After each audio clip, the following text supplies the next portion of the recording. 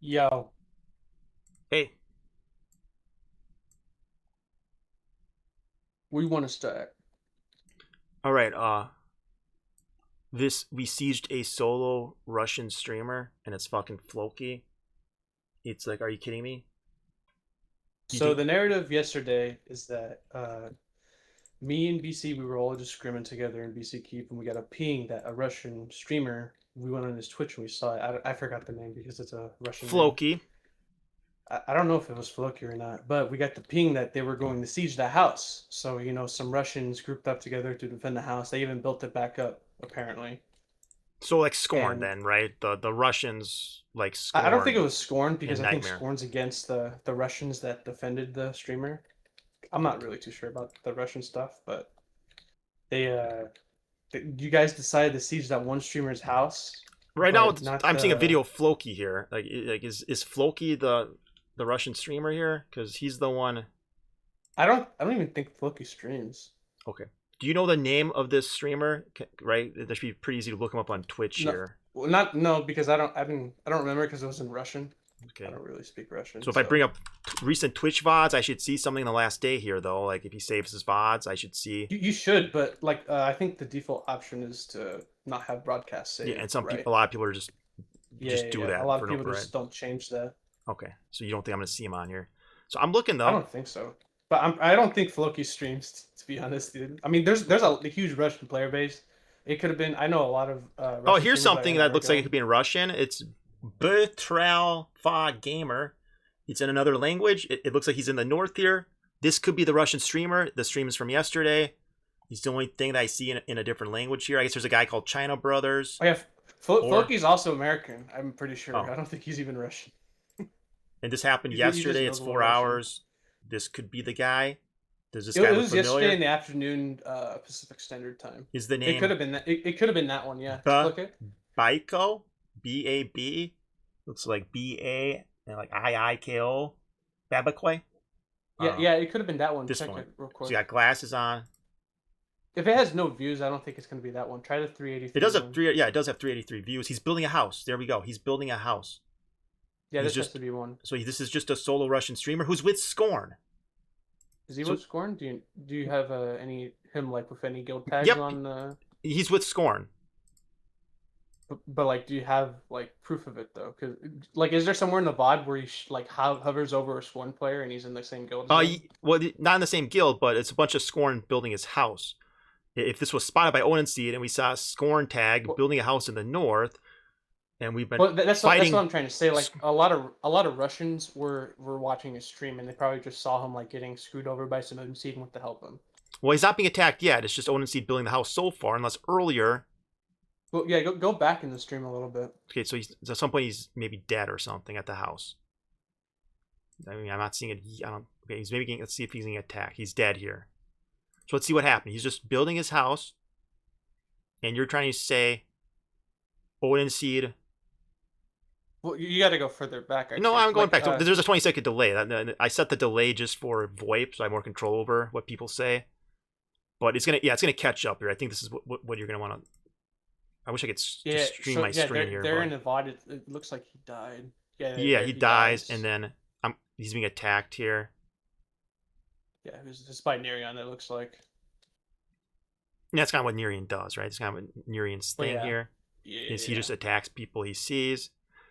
He honestly doesn't even really watch Twitch streams, so it's like he's probably just again. How close is this to OdinPost here?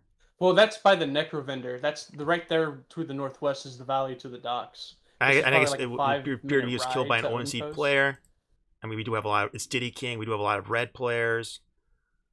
But yeah, Some of them but attack everyone on site here.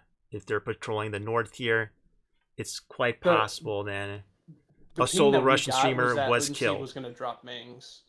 But Uh, yeah, you're right. The significant thing will be dropping the mains, right? So again, we have a lot of red players. If one sees a guy, of course, it's BC not has the same huge. thing. But you're thinking mains get dropped. Yeah. But the real like big shocker or kicker of this is that we got the rumor or the news that Odyssey was going to drop Mangs for this one house that just got placed by a Russian streamer that we know of right now is unaffiliated. But OdinC wouldn't drop any mangs for houses that we just built in their village? Like, I'm pretty sure we have 5 fresh houses in your guys' village. Didn't we mang a few of those yesterday? You guys were building But houses. I know. we have one confirmation of one building being sieged completely, but that was because we just placed it to grief the placement of OdinPost. Okay, so we did drop mangs to destroy a house. But there are several that are now invulnerable. Yesterday they were vulnerable because they just placed it. Yeah, I suppose you'd probably want to take those out, but I guess I don't know what the story is. How many? I think I don't know. Yeah, what the story is. I think there's. You guys have multiple outposts and bases around OdinPost now. You guys have had numbers in certain cases. I don't know. I would say. Yeah. The big point though is that if someone builds a house in your village, RiversLIVE says all 5 of those houses are dead. While we drop mangs for already dead houses. Well, we have people using those houses right now to grief OdinPost. Well, okay, so. According to my guy in chat, all 5 houses are dead. I guess I could go over to OdinPost right now and look. If you can tell me what the houses are that you're using, that apparently we're not sieging, and we could just verify live if the houses are there. So that's an option. Sure. I'm not sure where those houses are, to be honest, though, because I didn't build them. I only went yesterday for the big fight when y'all sieged the one house, and we griefed the. So we drop mangs on this guy, or do you think is it that we were planning on dropping mangs? Like I said, the news that we heard from BC is that OdinC was going to drop mangs, and that's why the Russians were pinging us, the Big 28, to go fight that and defend that house. Okay, did we ever drop mangs? Did the house ever get sieged? I don't think so, because like fucking 30 Russians showed up to defend that guy. So. Okay, so is it possible just a red OdinC player just saw him and attacked him because he's just going to attack anybody he sees? Well, it could be, because like I said before, this is all based off of assumptions, right? Like a red player will kill anybody you see on Fab Road, fucking outside Vada, but it could be we just know that it's most likely going to get sieged because it's wartime all around OdinPost. A new house pops up, it's sus, like BC would fucking do it to any Bob that did it in front of our ship. So I guess it just makes sense that you would siege it. It would automatic assumption. I would Someone's assume. claiming we did drop mangs. It's on Floki's video. Does he? Yeah. It could be in the VOD. Like I think you only skipped over the parts where they were building the house. And I just started playing it again, so I had to see a tent and a. Yeah, if there's a tent, that's a confirmation that the mangs were dropped. But it honestly makes sense to fucking siege that. Oh look. No, this is Floki's video. Yeah. So that just confirms that mangs were dropped on this guy's house. And again, Floki's an A. He's not really Russian, so. And you know what? The fog of war, like obviously, who knows what we're gonna think the house is, right? It's a Russian streamer. A lot of these Russians are associated with Scorn and WinX, and these Russian guilds that we've been fighting. It does appear at one point in the VOD he's attacked by a solo roaming OdinC player.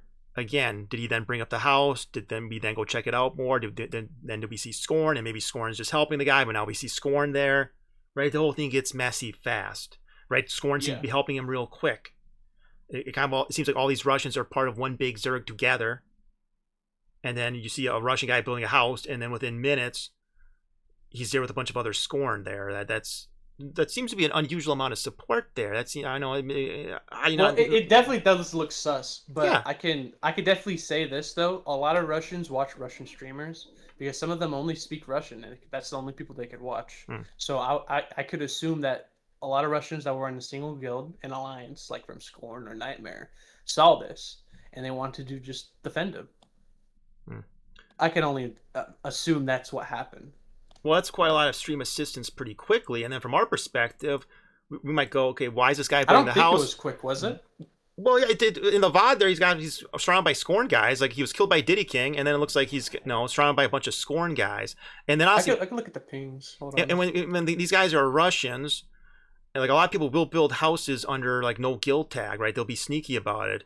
Like, they don't want to get in trouble for it, but they build a house, and then they join Scorn later or something. We don't know what this guy's up to. So maybe he's killed by a random solo roaming OdinC, And then he's there with like 20 Scorn guys. It seems to be like some kind of operation of theirs, and then probably leads to Ming's getting dropped, right? These are messy Yeah, that's definitely what situations. it looks like. I would say, Yeah. but it could not be that. I'm looking at my. I don't know. It could be definitely that, but if the streamer's not in any guild, that's just what you could take at face value as the truth. You know what I'm saying?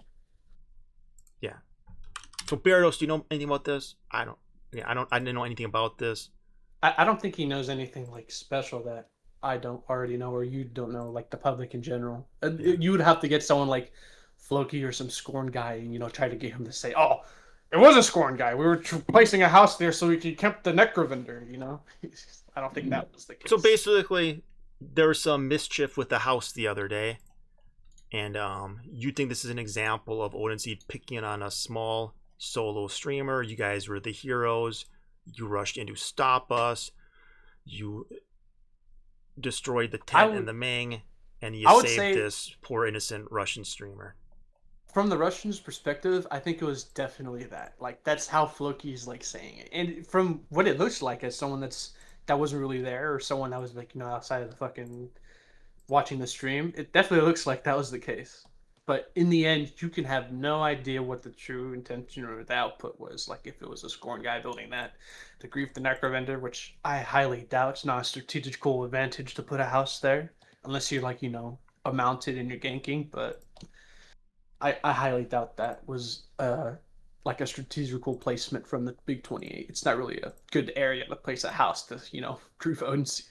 Well, I don't think it would be from the Big 28, but I do think there could be some kind of association with Scorn, right?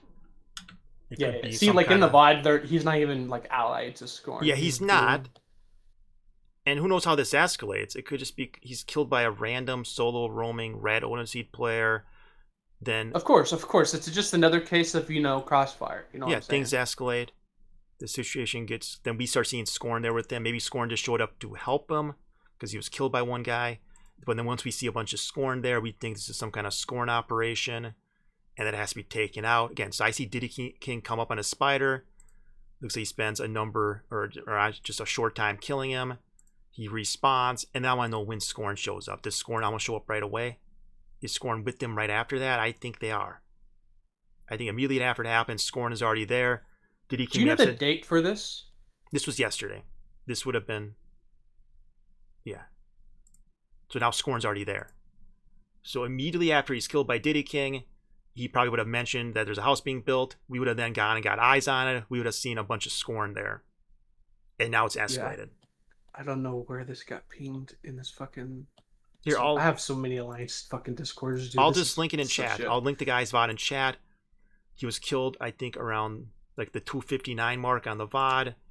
He's back at the house at the 3 or 4 mark with a bunch of Scorn, right? Right away, Scorn's now there with them. And then when we go to put eyes on the house, we're going to see a bunch of Scorn. We're going to think it's some kind of Russian operation.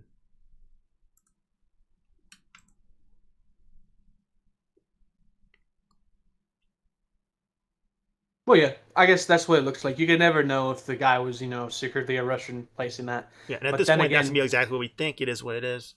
It doesn't. It's not a strategical advantage to put a house there. There's no reason to siege like a house, especially someone that you think is solo, is not affiliated with any guild, and is streaming. I think if they really wanted that, the ninja place a house there, he would not be streaming, placing the house and building it from 0 HP. It just doesn't make sense. But after he dies, the Russians come out of a house like right away. He respawns, and you already see Russians coming out of a house. Well, Scorn lives there. They farm the Ultimeki like on timer. So he respawned in Scorn's village. Scorn immediately is coming out of their houses. They're showing up at the house immediately. Well, yeah, that's probably their like Ultimeki farming force because they have characters just logged out specifically for that. Okay. So Rizzo's saying he saw a Guildstone in his inventory. Well, he could have a Guildstone for his solo guild building. Right, he's spawning at a Denied Priest, which is our ally. There's a house right in front of him here. The Scorn are going to step out of the house now, and they're going to immediately follow him back to the house and start helping him build it. So at this point, we're going to think this is a Russian operation just because now Scorn's there. Well, likely, I guess you could assume that if you want to. Yeah, likely all that happened was a random solo roaming player killed him, and then things escalated when we saw Scorn there. Like, Well, we're never gonna main the house. What's his guild tag? What's I the don't know. streamer's I'm guild tag? curious. I'm very curious because what if it is, some kind of known Russian guild? Well, it's probably just a solo guild because I know a lot Yeah. of solo players that have a solo guild just to have TC because that's the only way you could have TC. It's a main Okay. function of the game. It kind of sucks that you have to have a guild to build TC. Someone says he was laughing on his stream, saying he wasn't aware this was such a bad neighborhood. We just went to help him because we happened to be watching his stream. Okay, so either way, things escalate. Right, you guys are gonna think this makes us look like bullies, right? And we're picking on a small solo streamer. I think from our point of view, I don't know I can how see how much things escalated, because we saw. I don't know Scorn how there. much more you can analyze here. We can't. This is where I need your help to move on. Okay, so we've overanalyzed that. So unless you can get the streamer in here, I don't think it's going to go anywhere. All right, got it. So what happened last night? You guys had a siege window open. You guys were trying to do some stuff. You guys were did we? building a house before the siege window opened. You guys then ended up getting wiped. You guys never came back after that. The 5 hours just went by. What was the plan there? Were you guys playing at siege? Actually, I think I have the VOD saved. I might be able to show you our side. I think we just showed up our original plan was to grief the placement. I don't know if this is classified info, classified intel, but our plan was to grief the placement so that a stronghold could get built because there's so many ways you could put a stronghold there, ignoring all the limits. So we tried to do something or organize something at least. But so it's more about affecting a placement, right? OdinPost disappeared. You guys didn't necessarily come in because of the siege window. It was more just to disrupt any kind of placement. So yes. You guys were just never playing on sieging then. It was just another kind of fake siege deck from Brave where you guys weren't really. I'm sure there was a plan, but of course things come up. Like there was definitely, I think there was some sieges happening in Meduli. I'm not sure. No, nothing happened in Meduli that I know of. All the houses are still here. I don't think Koto did anything down here. So I don't know. Well, I maybe they hit somewhere, but it could have been a fake siege because we fucking do it all the time.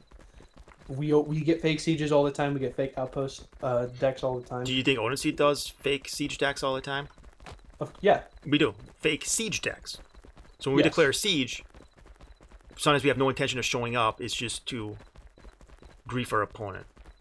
Yeah, 100%. Barados, is this we've true? Gotten that many times in the past. When Bowden was leading, when Barney was starting to take the reins, it's happened many times. Okay. Well, I don't think I could pull up all the the events of when it happened because I don't keep screenshots of that. You know what I'm saying? Okay. But I can confirm that it's definitely happened because we have many pings of just sitting in the keep waiting for someone to siege our shit and nothing happens. And we just decide to scrim hold it. Okay, so that's going to be all distant past. Since I've been playing with OdinSeed, and when we declare a siege window, we're serious about it. It's been mostly going after Koto, right? That's a pretty equal match. Like they really aren't outnumbered, right? And these are big fights, 100v100 type fights. And yeah, we've always been serious about a siege window. It seems like these recent ones have been a lot of fake siege decks. Okay, I guess it is what it is. So, you made a video about the OdinPost Siege, didn't you?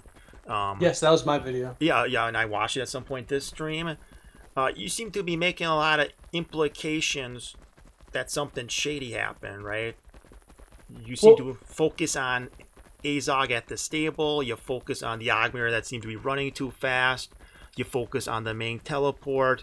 It all seems very conspiratorial, and it seems like you're trying to imply we were up to stuff during the siege. Yeah, is that what you think? If you look at it from my POV, it looks very sus. And I think anybody that, isn't affiliated or political-wise affiliated with any guild and is that from looking at it from outside the game would see that it doesn't look right. It's not fucking how it should work, Oh, definitely not.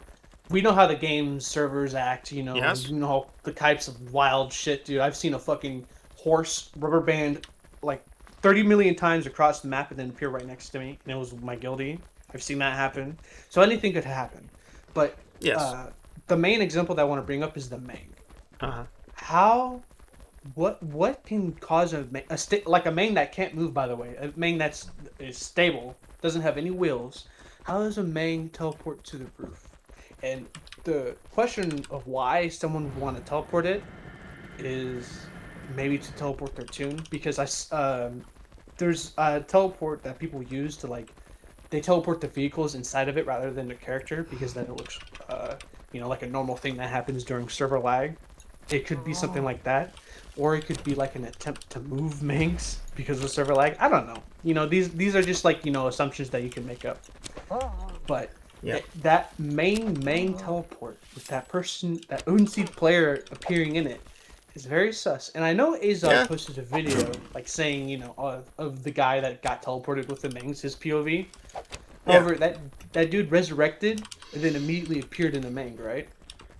That is an exact form of teleportation that people use in vehicles in many games, especially in Unreal Engine games. Yeah, it's definitely not impossible. There's some kind of hacking going on, but you can't think it was any kind of organized thing on Owenseed's part. You can't think, of course, leaders you can't just say, "Oh, teleport the fucking Mang on the roof so that they have less Mangs to and use." stuff like that is very that strange, right? Sense. I mean, yeah, if it was a coordinated thing, it would be teleport all the Mangs away and completely stop the siege. It's not going to be teleport a random Mang on top of OdinPost, which I think you guys controlled at the time. Like something weird happened, but of course, but you can argue that it benefited us, but it's just such a one-off thing. It's like, who knows what the hell happened? It could have been third-party hacker fucking around. It could have been a GM trying to teleport a player who was stuck. And is it possible they could have teleported the Mang? I don't know what kind of power they have, right? It's just... Well, yeah, that's another thing. A lot of hackers and guilds or script kiddies like to act on their own to save their assets. Yeah. And that could be a case of just like a hacker inside Odin, because I don't think you guys coordinate. You gotta aim better than that. Come on, strategic Mang moving. But it could have been just like a person that hacks inside your guild that just did it because you don't move very well. He was thinking like, oh, if I can move the Mang, something can happen. It could just be something like that, or it could be something as stupid as a GM fucking, or a third-party hacker fucking around, or who knows. I don't know if a server issue could cause something that crazy, but we don't know what happened. I don't necessarily think a one-off thing like that benefited Odinseed. But you were maybe suspecting there was a DDoS attack. Maybe Azog is doing stuff with the stables, right? So in my video, it doesn't show, but like when we were grouping up, I have a VOD of it. Or Coalition, well, I guess you could say the remnants of Coalition, were moving over towards a keep with like 100-ish people, and we had about 150 people at BC Keep. I think 150 people. I might be over exaggerating, but we had no issues. And when Koto crossed the node line, because we have a really bad node line too in front of our keep, just like you guys do with OdinPost, there was no lag at all. And they crossed over, and the only thing that happened was our frames went down. They were like, oh, we know who's here. It's like ringing a fucking doorbell. But anyways, when they crossed that node line, we had no lag. When we were all sitting out in front of our keep, like let's say 10 minutes prior to leaving, we had no lag. We were already on one node. We weren't crossing over our node line over and over. And then all of a sudden, when we start moving, when we reach to our bridge, because there's a bridge south of our keep, server crashes and a bunch of us DC. A bunch of us also DC'd in the water because they were fucking idiots trying to cross, dude, during the server lag. Yeah. So some of us fucking drowned there. We had to resurrect them. But anyways, as soon as we started moving, as soon as we reached that bridge, half of our force DC, and we were like, "What? What the fuck?" It wasn't lagging before they got here. It wasn't lagging when they crossed the big ass bad node line. What could be the cause of this? There's no way 250 people are causing this, because we were just fucking existing perfectly normally 10 minutes ago. Yeah. And then that keeps happening the entire time we get the OdinPost, until when we get to our our plateau, our FOB. Yeah, so then the lag stopped. A lot of lag was happening, and you were wondering why. And again, I don't know how much people played after the Reckoning patch, but large groups of players after the Reckoning patch were causing server crashes and DC issues. They ended up blaming it on the bug invasions, disabled those for a while. But there's been server issues since the Reckoning, for sure. Yeah. I would say this: they definitely degraded the servers, but they definitely degraded it. But I think the main issue was that there were a lot of bugs that came up, and I'm not just talking about the tagmatons. Like that could be affecting the server. You got all these new additions that they did all at once. I think they fixed the tagmaton abilities. stuff, but they were also even disabled during the siege, right? They disabled the tagmatons a few days before that. So that wasn't the issue. But again, they do patches. Sometimes the patches break things, right? So apparently something was causing it. They say the server was DDoSing itself, that no players were doing anything malicious. So at the time, you guys are suspecting possibly a lot of shady things from our side. You get a lot of questions.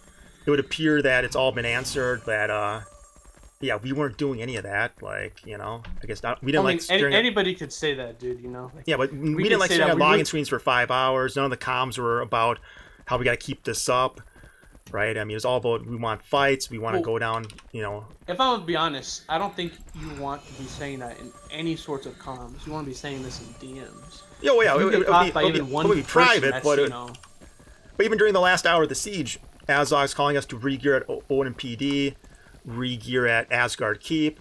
Apparently us leaving just decreased the pressure on that node line, which caused the server to stay up longer. A lot of you guys we were also having like several guilds log out. Yeah, you're logging people out. With that too. So I mean, if we're just intent on just causing TCs or DCs, we just stay on the node line. Even somebody was like, "Hey, I think if we stay here, they're gonna have trouble even sieging." It definitely helps. It definitely helps. Yeah, but so he's wanting us to re-gear. He's wanting us to charge in. He's wanting a fight. Right? I mean, none of us like staring at the login screen for 5 hours. Again, there was some kind of shenanigans. It didn't seem to be coming from Azog. Otherwise, he would have never made the call to leave the node line. Right? But the weird part is that when you look at the what happened, the gameplay. I'm not just saying my video because my video can be a little skewed, very much skewed. But if you look at the gameplay from a VOD of somebody, and you look at the times when our side pushed and your guys' side pushed. For example, there was like about 5 minutes of just us fighting, and then all of a sudden, when our force decides to reach your village, I guess you could say on the node line, for example, if you want to take that approach, the servers crashed. Half of us started crashing, and then your guys also started crashing, and it just looks very weird. Like the timeline of events that happens, especially when you look at it from your pushes, when we entered your village and when you guys entered our village. It looks very sus. It does not make any sense. Yeah, I think it's easy to see when things like this are happening, like examples where it seems to benefit the opponent more. Like at North Order Keep, I stared at the login screen for 2 hours straight. Every time I logged in, I was dead. It was completely unplayable for me. People made videos about it. People were there, right? Know that was really bad with disconnects. And, do you know when this was? Because it was October. This was in October. I don't think I have this on my timeline, to be honest. So in October, we sieged North Order Keep, which is south of Kernesh. The Coalition was there. Cathara was fighting alongside Wigsplit. I saw Barney in the comms or the combat log there too. So it was around the time when it was a shit show, right? Some people will say OdinPost was worse, but that's mostly because you guys are really committed to continuing for the full 5 hours, and then we're forced to defend, so we have to be there. It fucking sucked. But so did North Order Keep. I was literally DCing every couple minutes, just like OdinPost. Maybe some people are saying they weren't DCing as much, but again, what does it matter? We lost the siege because the entire siege force disconnected. We're all killed while we're disconnected, and then it's like we can't actually do any kind of siege operations, right? And we didn't really have the numbers to just power through, and it was also no fun. I mean, I can say this from someone that has been in many sieges where it definitely looks like a DOS, suspicion. It definitely could have been that. It definitely could have been someone DDoSing the server on maybe North Order side that isn't fucking affiliated with North Order, or is doing it on their own volition. It's not really coordinated. But it looks like that could have been the case too during that then. Because when did this recent patch cycle This was begin? July. They did the Reckoning patch. It had the bug invasions, the outposts. What I'm talking about is was there a patch between that siege and now that was significant? Well, besides the most recent patch we just had, with the fucking shit. We stopped sieging a lot because right after the patch, right, every time we gathered a lot of people together, it could crash the server. Even just fucking wanting to march down and try to steal a relic, the server started crashing, and that was just maybe, I don't know. Well, the point that I'm trying to get to is that this could have been using the same, tactic as. I'm not trying to attack you or anything or attack ODC, but it could have been the same way that what happened on OdinPost Siege Day could have happened on that Order Siege Day, where someone maliciously attacked the server or used an exploit to lag the server, in the defense's benefit. But it wasn't in the defense's benefit, clearly. Oh, poor other guy. Sorry, I just added VelleK just because, just in case he wants to add something. Let me turn him up here. So again, this isn't meant to do a 2-on-1. This is called I'm on a gummy here. Maybe some other guy. Tasu. And he's slow walking. Oh my god, no! Right, So I wanted to add a couple things about the, because most people know that I'm like neutral. On, no, I have a question for everything. you. What strategic advantage do you have by killing this bone tissue blob? Well, he's a Koto member, right? He's a Koto member. He declared war on us. He's invaded us. He's been a long time. I've came across many new OdinPost players that were fledgling or were vulgaring, and I've never attacked them. Okay, so think of it this way. I don't know. I see Koto, and I mean they kill me when I'm naked and just taming horses and stuff. I don't know. It's war. And I don't know. Obviously, but that I don't think that guy's Cathar. Yeah, but I'm also not fully looting him, right? He's still got his armor and his weapons, and that's it. But I don't think that guy has a priest. Unless that's Koto village, then he could just spawn. Tasu, you're now you're looting them, man. You taking his pie, bro? What the hell? I took a little guard for because I saw him as user. I took 3 silver and I took food because I need food, and then he can keep his armor and his weapons. Do you think that they ever leave weapons and armor for me, or do you think they? The silver dude, no. They take my dynamic attire and either wear it, keep it, or delete it. Right? This is war. Wait, I'm gonna guess Tasu. Tasu, are you Koto? I don't know. No, he is bad company, I believe.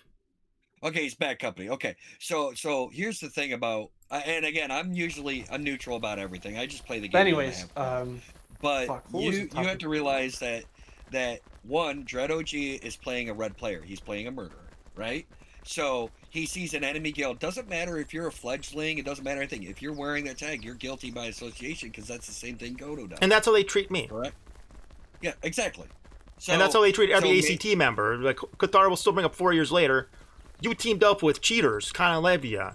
Therefore, you're condemned for all perpetuity, and we can use this against you and use it to justify any action against you in the game here. It's harsh, but it's fair. The one thing I want to say, again, as a neutral party, I get along with Koto. I even get along with Bad Company. I was just doing dailies with one of your members that was a spiritist. We did it together. Are there any other questions that you have for, I guess, our side? By the way, I'm not a leader of Bad Company. I'm just a regular member. I just like posting videos. Well, it's like, okay. So there's a lot of accusations after the siege. After the Bad Company siege, we just realized the server's shit. .StarVault should fix it, and we kind of moved on, right? Maybe that's why a lot of people don't remember it, because we didn't really go on about it much. We were hoping for a fight content. We had players come back for it. The pop was peaking for it. It was a total shit show. It hurt the game, right? Staring at a disconnect screen or a login screen for 2 hours isn't fun. It hurt the game. And this last siege here, it should have been a big event, one of the most momentous events in the history of the server, Siege of OdinPost. Instead, it was a total shit show. It was unplayable. It hurt the game. Yeah. I don't think either side liked it. StarVault's now investigated it. It appears nobody was doing anything malicious. It was just the server was shit and was literally DDoSing itself. So.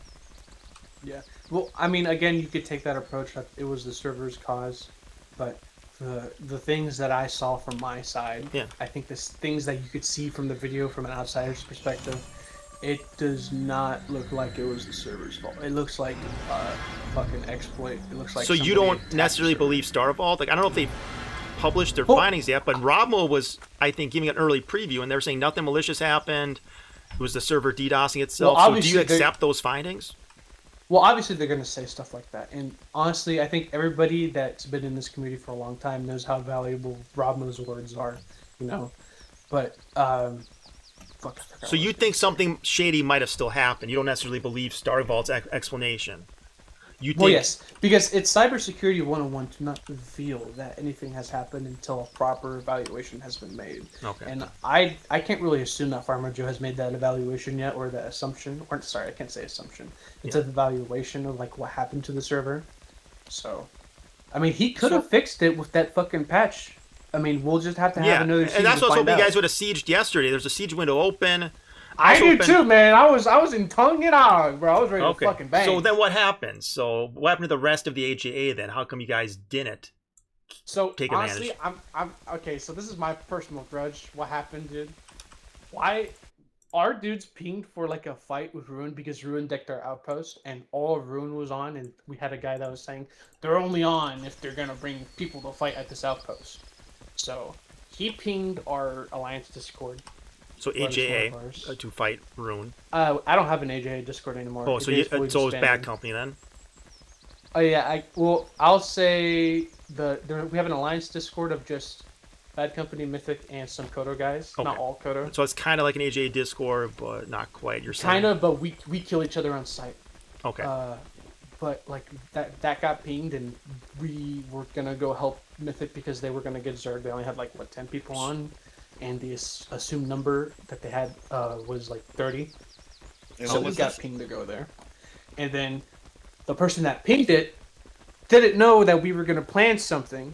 And he brought all those fucking numbers to the south to fight at an outpost when we had something planned in the north. So they don't even know that Brave necessarily had a siege window open, and that was another opportunity to siege us, or they just no. Or it's just something else was prioritized over it, right? You guys instead did an outpost instead of the siege. It wasn't really prioritized. It was just someone used a megaphone when we had like a fucking plaque that said, "We're gonna go here at this time," but somebody else was like, we're gonna go south and fight these guys at outposts. We think they have enough numbers." So a leader, right? Somebody with authority to. It wasn't a leader. Just a guy that could ping. Well, yeah, it was just like a hey, let's go fight, let's go have some fun, and he didn't know. It wasn't anything like taking he wasn't trying to take control of authority. Okay. He was just trying to say is like, oh, we're gonna get a good fight, a good bang, let's go. So did you guys? Did you guys get a good bang, or did you not go? I didn't go there because I knew I had to be in the north. Okay. But I'm pretty sure they got a good fight. And then what? Did they just tire themselves out? Did they just decide to log for the night then? Because then nothing materialized during the siege window. Koto didn't siege any of our houses in Maduli. After that, we were like trying to. We were honestly, our BC was just waiting for the house placement, the OdinPost Siege placement, to go away. So we were waiting for that, and when that happened, we fucking gathered up there. But at this time, they were still down in the south, and when that fight was over, they started moving up north. And then by the time the fight in the north was done, we just disbanded the war band, I guess you could say. When was this against JA? Because I am JA. So this was last night. There was a siege window that was open, 10 p.m. Eastern time. I didn't know that there was. Or maybe 11 p.m. Eastern time. It was very late. It was very late, but I think the majority of my guild in the Alliance didn't know there was a siege window open in a select few. I know there was an with that what you will with that information. Got it. I know there was an outpost fight, right? Where I do know JA had. But regarding yesterday's fight, when we had after we banged the house that got placed under OdinPost. Yeah. We were just there to fight, dude. We were just there to bang. Dude. Okay. I think So that had nothing to do with the upcoming siege window. It was just all about the OdinPost officially falling or disappearing. And trying to get a group placement so that they can't replace, a house or a stronghold there. You know what I'm saying? So that tells me there's not perfect coordination. If every time Brave sends a siege deck, I assume there's a lot of coordination on it, that you guys see that as an opportunity. If you can get enough men, you'll take advantage of it. It kind of seems like they're just sending these siege decks, and at least a couple of them have been fake so far. You guys even really know about the last one, apparently. Well, I could definitely tell you that some of them, that is the case for some. Okay. But one was real, right? Of course, last Sunday morning, that was a real one. You guys actually did then siege OdinPost and the Koto siege Fort Nutting. But again, that's one siege now in a couple of weeks here since we left JA.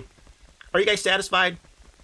Are you satisfied, Tasu? Have you taught us a lesson? I think a lot of our guys in our guild, a lot of people in Mythic are fucking happy or thrilled that OdinPost went down after Olympus got sieged by 400 players, Keep, and all that other stuff. I bet. But we still have a lot of houses there. We have a lot of TC there. We have banks there, other vendors. Don't you guys want to rubble the rest of it? Because it's symbolic to take down the stronghold, but what about the rest of OdinPost there? I don't think the aim was strategic. It was more symbolic, if you want to take it that way. Like if you guys had longer, I'm sure you would have kept sieging more buildings and banks and TC, but you only had time to take out OdinPost.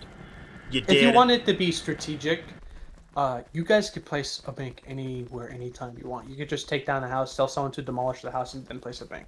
Yeah, you can do that it over and is over. easier to and build for than it us, is to would destroy. cost thousands of gold, to do that, and it's just not worth. We're gonna do something else to strategically hurt you guys, I guess. If you wanna say it like that. That sounds really harmful. Oh my so that's God. a little intel then. It's not necessarily you want to rubble all of OdinPost. It's that you maybe have something else in the works here. I was expecting you guys want to wipe OdinPost out off the map. You want to do more damage. You were disappointed you couldn't do more damage on that siege night. You thought you were screwed by either us or the server. We were going to siege way more than just OdinPost if we had the chance. But the only window we were given was OdinPost in the bank that was up above. Okay. So. Sounds like we're going to have some content later. Yeah, there's just been that one big siege. Brave sent several fake siege decks where they don't actually do anything. Even Koto doesn't move against anything in Meduli Basin during the siege window. Again, I don't know what your guys' endgame is, how long you can keep this giant alliance together. Like, do you see this as a long-term thing, Tasu, that you guys are going to just keep staying allied here and keep making moves against us? From a personal viewpoint, I think it will last for a couple of months. Okay. I think it's going to last until, one side gets bored. But I know one thing's for sure. BC is out for revenge. Mythic's out for revenge. And Koto is just there. There's smidged of shit all over Odin. That's the only thing I know. Okay, so you guys hate us so much. And I could see that, yeah. Koto, bad company. And then Mythic keep working together, right? So yeah, I mean, that's probably a sizable force. Again, is it always going to be a 250-man army, right? I mean, that was quite the big event. Well, it could be varied. I was very surprised we got 250 people. I was not expecting anywhere close to 200. Oh yeah, and we probably didn't either. Yeah, I guess that just goes to show you how many enemies Odyssey truly has, Okay. But it couldn't be just enemies. Some people play the game just to have content. Like I joined Odin Seed when I... In the end, though, all the guilds that showed up there, the majority of the guilds there, we fight every day. Like today, we fought against fucking Scorn and Nightmare, Yeah. And we fight against Wigsplit and stuff. I know we were really, pinned with that association. But yeah, we fight Wigsplit every day too. They were hired out for that siege. But yeah, I don't know. What's your opinion on the Cerqo video? I think it's correct, right? I mean, he's showing screen caps going back to August 2023 and ones from just recently. And it seems like Levia did have some kind of association with Fooky over several years where it probably tainted and tarnished their guild. And then I guess the propaganda angle is all the guys in the screen caps are Wigsplit guys now. And then versus who think like Levia is just totally clean. Like I was in kind of Levia. Cerqo was totally against cheating. We didn't openly cheat in PvP, right? Or if the guys did, right, they would get in trouble for it, get booted. So I do think Cerqo was against cheating, but it's like, how did he have this Fooky guy associated with the guild for 2 years? I think there's more there that needs to be answered, right? The screen caps raise as many questions as answers, right? I mean, so why was Cerqo not doing anything about this? Well, I don't know. I know Cerqo better than most. I was in Levia, but the only way I could see it from his perspective is that he didn't really have the big reins, and I know he wasn't playing the game for a long time, so that could just be him coming in and just cleaning out the fucking, the rats out of the house. Yeah, some people say he's kind of inactive, so maybe he came back around the time I did, and then and then that's when the split happened, right? The split between Mern and Levia, maybe because he was creating waves, because he disagreed with the way things were being done. I don't know. If you look at the people that split off from Levia that are in Wigsplit now, are all the people that have been accused of and, are in the screenshots of cheating. That's all I'm going to say. Well, the thing is with Cerqo, I know him better than everybody else in this room right now. He is 100% against fucking cheating. 100%. And the thing is that when Fooky first came in, and I know this because he's the reason I left. Are you guys talking about VelleK in chat? That's what I'm trying to figure out. Can you not hear me? VelleK's fucking server muted. Yeah, I don't care. Oh, no, I don't think he has perms to talk in here. That might be the case. Wait, there's no way. Oh, I know. I have him muted. Wait, am I talking over you? Yeah. Oh, is that what's going on? Oh my god, I am so sorry, dude. And I'm too high to even pick up on this. So let me rephrase. I know everything about Cerqo. I played with him for many years, and I can tell you he is completely against all types of cheating. He's a good dude. The problem is that, you know, during the time that Fooky joined Levia, because I was in Levia at the time, Dread knows this because I was in there before he was in there. I think you actually joined shortly after Fooky, if I'm not mistaken, Dread. I could be mistaken. It was a while back. I was in July 2022. I would have gone with Conan during the split in April 2023. I don't think Fooky was in the guild, or at least don't remember Fooky. He shows up in later stream caps at like August 2023. So it was months later. So I left because of Fooky, but at that time, Cerqo was not happy that I left. Oh, and I guess I would have been in the guild, but I just wasn't aware of all this Fooky stuff then. Okay. Yeah. So basically, Cerqo wasn't happy that I left because of how I left. It wasn't bad. It's just I didn't fucking like Fooky because of who he was, because I was with Fooky in Pyre and in Dreadlord. So and I remember it was just, you were in the guild in like January 2023. Does that sound accurate? Or are you talking about Conan Levia? Because I remember it was around then. So you're saying Fooky was already in the fucking guild, VelleK? So yeah, I didn't know about that. So Fooky was in the guild shortly after the Dreadlord's big demise, I guess is the best way of putting it. So Dreadlord, pretty much, Fooky was a Dreadlord. They got absorbed into Levia. Well, certain members got absorbed, I should say. And it was pretty much the ex-Pyre boys got absorbed into Levia. And then me and Fooky never liked each other. I left Levia because of Fooky, but you probably wasn't known as a notorious cheater at the time. He was just a guy, right? He was just a dickhead. Just a dick 100%. Or something. Just a straight dickhead. Okay. And then Cerqo was kind of, sort of, at that time, taking a break from the game. He wasn't really around. So I don't think Cerqo understood the full factor of Fooky until later on.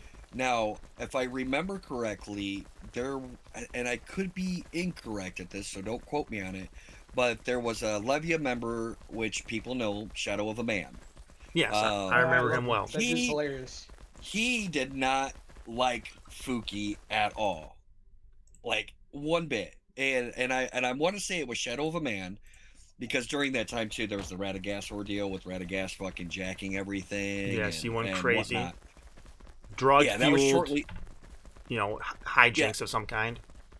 Yeah, it was short. That happened like 2 months after I left. Was the whole Radagast thing. Yeah. So that kind of put a time frame a little bit with me, if you have that. Yeah, well, I know. Okay, so Fooky's well within my time frame. He's just not known for cheating at the time. Yeah, the one thing that out of the whole, like, and I want to get back to like when you guys were saying Siege, since I was muted with Tasu, because I'm so technically, no, that's okay, buddy. I'm technically Jungle Alliance, but I'm more of a solo player just because I'm with a guild that's, in an alliance. I don't really do a lot with them.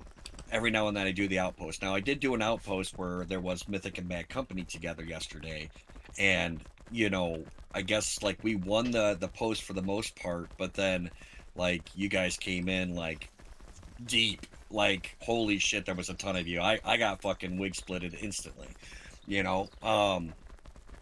but I want to put it out there because I do want to do the podcast again, Dread, if you remember that. I've been asked enough. I'm going to start doing it, but I do want to put it out there that I don't have enemies in Koto and I don't have enemies in Odin. I play with everybody just to have fun with this game. Yeah. So what I say is completely biased and completely equal. Oh, Jesus. People are fucking ugly in this game. I will vouch that I've never seen eye to eye with Azog. All right? And I can tell you that I have never seen such a supportive person throughout the disconnects. He had nothing to do with that. The guy literally was like, hey guys, I know it's rough, guys. Come on, just log back in. Come on, just log in. Just log in. Super, super supportive to everybody and gut it out. And then I see your guys' video with, I think it was Kuthara's thing. You hear the comms over there, I don't care, stupid, just kill them. Like these people being assholes to each other. So that kind of puts in a perspective of, Odin Seed, you guys call it glazing. You were explaining that earlier, Dread. Yeah, it was a word of the day on Kuthara's podcast. Yeah. Azog and Gyarados are both glazers. So when they believe they want something, yes, okay. So I'm going to say this right now. I have been toe-to-toe with Gyarados. We have been enemies. This is back during the Dark Council before half the people were even playing this game. Even though me and Gyarados were fighting as enemies, like severe enemies, he's never been negative He's just not a negative Well, guy. maybe it depends how you interpret it. They see him being over the top on his stream, almost being a cartoon character, and I think some of them do interpret it negatively because he does talk shit. So when they hear him on stream talking shit, some of them probably think, "Fuck this guy." Yeah. So there's a lot of other look stuff too. But what they have to look at is, and this is what I look at. One, Barados had me start streaming for the most part. He was my inspiration to start streaming, and then I became what I am because of Barados, and I'll give him full credit on that. And here's the thing, though, guys. Like, Barados is the reason we have players in this game. There's a lot of people that were not playing this game until they watched his stream because of his charismatic stuff. Katara's podcast was just saying that we're out to make players quit. We're hurting the game. We've sieged out small guilds, solo players, streamers. I think there's a big difference between Barados and OdinSeed. When OdinSeed first formed back in, I don't know what fucking year, but originally they were a really wholesome guild. They were like, 4 or 5 of them for the militia. He was the militia guild. But as of recently, within the past 2 or 3 years, a lot of other players from other guilds that have very bad attitudes have joined OdinSeed. And I think that's just the main reason why a lot of people hate OdinSeed. And that's like, why the fucking white ass opinion of OdinSeed has formed. Yeah. Now, I never liked the old OdinSeed as a red player. OdinSeed actually fucked with me a lot, and a lot of it wasn't through PvP. Right, a lot of times, it was weird shit like OdinSeed council member tells Barados and other OdinSeed members they're not allowed to watch my stream. When they saw Barados in my channel, they started scolding him and telling him he couldn't do it, causing a bunch of drama. And these were like OdinSeed leaders, right? The council position was kind of like an RP position, but something they took really seriously. They were constantly holding council meetings, and they were constantly doing some pretty toxic stuff, like telling people they couldn't watch my stream. One councilman, Jefferson, reported my stream, which was confirmed.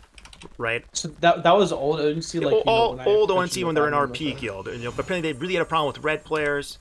Barados talks about it how, sure, they're doing some RP, but they're also taking PvP really personally. They hate red players. They thought guys like me, though, to be honest. Yeah. So there was toxic stuff. It was stuff that went outside of RP. I'm just RPing a villain in the graveyard talking shit. They can come deal with me in PvP. Instead, it was a lot of behind-the-scenes maneuvering, false reporting, council meetings, telling OdinSeed members they can't watch, getting Barados in trouble for watching. It was just some Care Bear shit, I guess I'd call it. So it wasn't all fun RP. It was some weird shit from some weird asses that he'd deal with.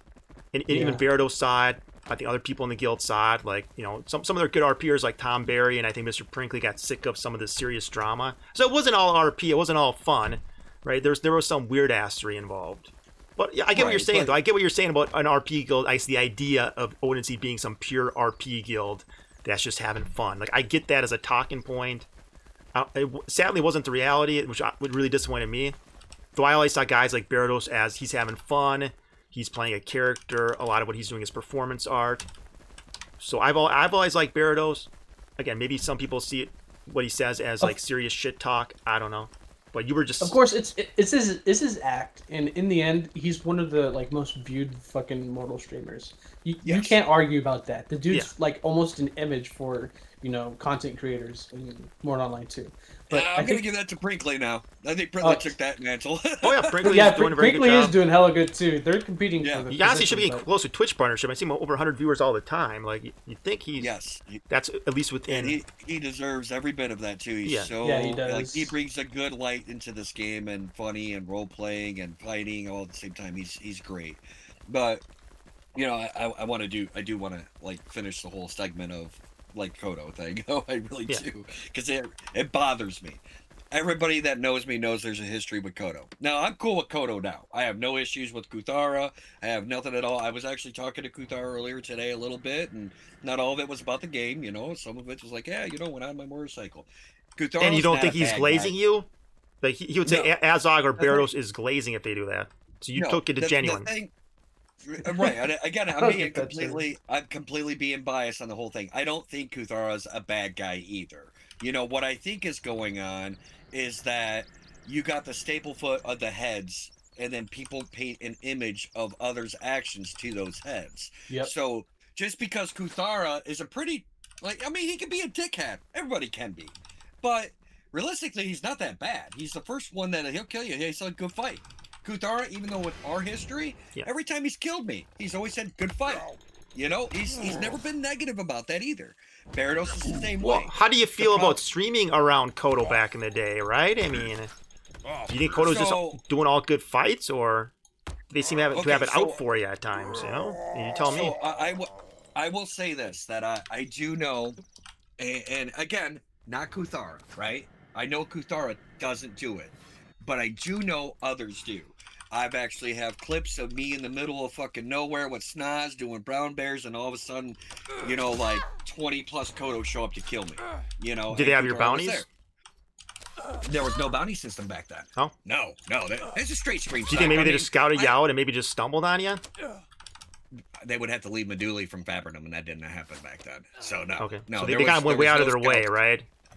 Yeah. It was like, I'm gonna be honest with you. I know it was 100% a stream snipe. Now at this time, I don't care about stream. And you can't really prove it, right? It's one of those things where everyone's gonna. A lot of people are gonna stream snipe in a game like this. I fully expect it's inevitable. Well, you can kind of tell when you're being fucked with, though. I play enough on and off stream. Again, I'm not gonna sit here trying to prove it or make a big deal out of it because it's expected. But you can tell when you're getting fucked with, right? Yeah, I'm sure you're a huge victim of it, dude. Yeah. But it is what it is, right? I'm going to be honest with you. I'm happy with the stream snipers because they give the content. You know how many times I've roamed around fucking bored? It makes the game more alive. If you're off stream, you don't find anybody on stream, game's popping off. Honestly, yeah, it's a great content source. Like, what Vicness used to do back in the day is he would, stream, talk shit, and then a group would try to come kill him, and then all of a sudden you would see another Legion group fucking come in and screw him over, and Vicness would just be the trap. Like, it could definitely be huge. It can lead to fights, it can lead to content. Until his big crash out that he had, I remember that. Dude, that shit. Well, that's part of his content, dude. That's similar to Barados screaming, blowing that fucking conch, and all that sorts of jazz. It's just the source of content in the end of the day. And right. I think the main issue is a lot of people take it personally. A lot of people overanalyze shit. A lot of people think, everything that comes out of this dude's mouth is bullshit, but it's really not. People just fucking spend way too much time analyzing that shit. And I've talked to Vicness a little bit. He's actually a really nice guy too. He's chill, he's an adult. Most of us are adults in this game, and that's what bothers me about this game is that how people it's a video game, dude. Yeah, you're out to have fun, and if I'm with Odin Seed and I'm PvPing with them, who knows? Tomorrow I might be with Koto PvPing with them because I do whatever the fuck I want. I want to play my game the way I want to play it. That's just how I am. Now, I have been recently playing a lot with Barados because I enjoy his company. He's a fun guy to play with, and I was looking for PvP to get practice back in because I haven't played in a year. Well, I'm going to follow the guy that gets stream sniped more than anybody else. I always do that if I have time off stream. I just follow him around. If you're looking for people to kill, just follow Barados around, right? And it's like you're going to see the people just, going toward him, right? You'll get targets. What was it? We were in that big fight in the Beach Wars, Dread. I ran across you because you were mounted and I was about it. I started following you because I knew people were going to go after you because of who you are. So I started following you, and it was fun. That was probably the most organic, best PvP I've been a part of because the servers were actually stable. I don't think that anybody is at fault for the servers during that time. I don't agree that OdinPost should have fell, though. I do not believe that was not defended in a fair fight and it wasn't attacked in a fair fight. And we were okay losing OdinPost. We knew it was probably going to happen based on the numbers, but we wanted the fight. We wanted to go down in a battle, right? It's a momentous moment in the server's history. You want the memories to be some big field battle where you'll lose on the battlefield, right? Like nobody wanted to stare at a login screen for 5 hours. It wasn't fun for anybody. There's no evidence any of our leaders wanted that. In the last hour, Azog is still calling us to gear up, at Asgard Keep and Odin PD, which honestly just helped them proceed forward with the siege and relieve pressure on the server. So, So again, I've mentioned that already, but again, I don't think any leaders wanted any kind of shenanigans. They wanted the fight. Star Vault investigated. They say there was no shenanigans. I mean, Tasu still thinks maybe some shit did happen, but it's like I said, it could not be Azog. It could be someone else. Some other little shit. 100%. 100%. But does that apply to us at North Order Keep then? I mean, was somebody no. Like I said, it could have been another shithead on North Order doing it. Yeah. You know what I'm saying? Yeah, you just don't know, right? maybe it's just a, let's just be honest. Like maybe it was just a guy that hates the game and third-party hacker, right? Gonna happen. And that is definitely 100%. a fucking thing. People fucking rage play this game for sure, dude. Look at Fooky, bro. Look at Divine. All those other people in Wigsplit. Well, you have other people in other guilds too, bro. It's like, it's a huge thing. I will defend Divine. Divine doesn't cheat. I know he doesn't cheat. Oh no, a lot of most Levia Wigsplit guys don't cheat. No. It does seem like there's a negative association now with Fooky that goes back years. Yeah. I didn't even know he was in the guild when I was in the guild. I guess he wasn't probably known for cheating at the time, but it seems to have become the case over the coming months that he was a big cheater. It seemed like Levia kept him around for years, right? There was some kind of ongoing association for years. You can just blame Wigsplit for it, but it doesn't seem to make either party look good if you're associated with the guy for years. Yeah, you gotta look at it, Fooky, like this though. That dude is just like a tornado. He just comes and goes whenever he wants. If I'm gonna be honest, like he's been in fucking many guilds and they don't say shit, and he doesn't even reveal that he's Fooky sometimes too. Correct. Yeah. And you wouldn't even know. So I'll tell you something about Fooky. You won't even know who Fooky is until you've been around Fooky enough, and you would never believe that this guy is. I believe he's a doctor now. He's got a lot going with him in real life. Yeah, he seems like a smart guy, Oh, yeah, 100%. Yeah, he's obviously charismatic. People seem to like him. He's in and out of guilds, and then a lot of people liking it out with them, right? Whether or not it's probably because he's a cool guy. Also, he's feeding them intel. It's probably useful to know who's in Riser Dungeon at any given time, right? It's probably right. He probably seems indispensable. There's been screenshots of that happening in Levia and Wigsplit 1000%. And the people that has had happen to that are now all in Wigsplit. I just want to fucking make sure that. I mean, when I was in Levia, I was the Spirit Scout. I used to have GeForce Now going with my Spiritist. This is when you were able to see players. Nobody would have used ESP because you could Spirit Scout in anyway, right? Yeah. VelleK would have did some of it, yeah. Yeah, I mean, I definitely, I'm against cheating 100%. I'm 100%, like, I've earned everything I've gotten in this game. I don't take handouts even from streaming. No, I get nothing. I play the game how it is. But I think that this war is actually a negative to the community. Like, we're trying to... The Wigsplit Levia war or this big... server the whole war. Thing, the whole server war actually becoming more. It's becoming a negative because you got to think during Steam spring sale, this game was only $15. I even bought a copy for my daughter because she wanted to play. Yeah. $15. This is a time that we could have generated some new players, but instead we generated a server disconnecting, reconnecting, disconnecting, reconnecting. Yeah, so it was because of the server issues. Yeah, people couldn't play the game. And the same thing happened after North Order Keep. The game peaked for it. And then, of course, it was a total fucking shit show. Of course, people who resubscribe just for the Siege aren't going to keep playing because it was a total fucking disaster, right? I mean, again, nothing against Vicness, Tasu, but I'm going to tell you right now, he's not going to stick around. He's a spur-of-the-moment kind of guy. And I don't blame him. Who's going to stick around? Vicness. He will not stick around. No way. Dude, that dude's left Bad Company Discord like fucking 20,000 times. Yeah, exactly. so like, he's a prime example, though. He's here for like maybe a couple weeks, maybe a week, and then he's gonna fuck off again. He might play for his Duration of the month, and then he'll fuck off again. You want to know what's interesting though? He's been practicing dueling fucking hard for the past week or so. Well, he probably stick around for Sarduka, right? Never dueled for that. He has never fucking practiced for anything like that, and it's kind of weird. He might actually stick around for a long time. Well, he seems to be fired up about this whole server war, right? He seems like he really wants to get us. And I think he wants to go hard for Sarduka. Yeah. Well, the thing is, though, a game like this, because of what it is, it's harder to retain players than it is to gain players. So there's a lot of people that have copies of this game. It sold almost, 10,000 copies or some shit? Oh, yeah. But then it lost its edge because it's harder to retain.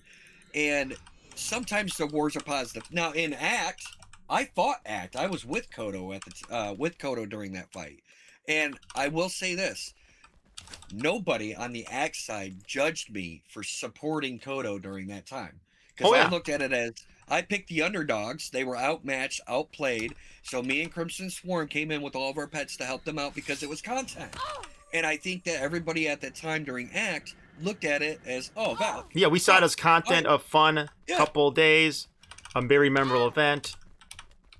Is that how your side saw it? Since you said you fought with Coalition. I just, and I remember you watching a thing with Rivers. Again, I've got nothing against Rivers. He's done some stupid shit, sure, but what he said was factors, and that's something I don't agree with Kuthara. Is just because you fight with somebody, for content, for playability, to get what this game is supposed to be, you should not be judged on it if you were not there maliciously. Well, Kuthara was shoulder to shoulder with Wigsplit at North Order Keep, and now he acts like we're totally condemned for our current association. He was. At North Order Keep, Wigsplit fought on the side of the defenders. I remember logging in and being attacked by Wigsplit and Kuthara. He was literally fighting right alongside Wigsplit. I know for sure for a long time when Wigsplit first started, they were doing it legit. But no, they've had the Fooky Association from the beginning. I was actually going crazy on streams, calling out Jalopy and saying we should siege Wigsplit and saying fucking if Kuthara cares about cheating, he should help us. He still brings it up. Jalopy's Fooky, if I'm gonna be honest. People who watched my podcast with Jalopy and Hazel and Divine were really convinced, but there's no VOD of it. They were saying that is his voice. People DMing me stuff, saying it's 100% confirmed. Who knows? But either way, if it's not confirmed, then it's like, again, it's just a hazy association then. So we don't know if that's fucking Fooky, right? But that's why people are calling Wigsplit cheaters, is because they think that's Fooky. Well, I don't think that's the only reason. There's a lot of other stuff. I mean, I'm going to be honest. If I heard Fooky's voice, I could call it out, because I was literally in Pyre and Dreadlords with him for a year. Do you know what he sounds like, Jalopy? No, I've never heard of Jalopy, but... Play the clip, Dread. Play the clip. There probably is a clip, hopefully, but there's no VOD, right, that was deleted for some reason, right? Something must have happened. Yeah. Maybe somebody was said something in chat, or I actually showed a Discord where something inappropriate was shown, and admins like deleted the VOD. That's the only explanation I have. So unless somebody remembers something was clipped or not, I can't actually show his voice. But people were convinced that it was Fooky, right? People, no, I trust... In my opinion of this voice, it does sound like Fooky, but like a higher pitch. Not really a higher pitch, but like it's more light in his voice. Fooky's voice is a little deep, but Jalopy's is a little lighter. Yeah, I mean, if I hear it, I'll know if it's Fooky or not. Like, I mean, when he came into Levia, he's like, "Do you know who this is?" I'm like, "Yeah, I'm fucking out." I mean, that was pretty much in a nutshell. Fooky. He may be, and I'll give it to him, he may be a super smart person, but he's probably the biggest trash person, like, I've ever met. Like, he's smart, but he's just evil. Like, he has no regards for anything. Oh, yeah. Like, no, like, straight up, he's an evil person. Like, you got humble people, you got good people, you got bad people. He's evil. Like, I would not, whether he's a doctor or not, I would not have him do any kind of surgery on me, because he would think of it as a malicious thing. Oh, it'd be cool if I did this, huh? I don't trust the guy.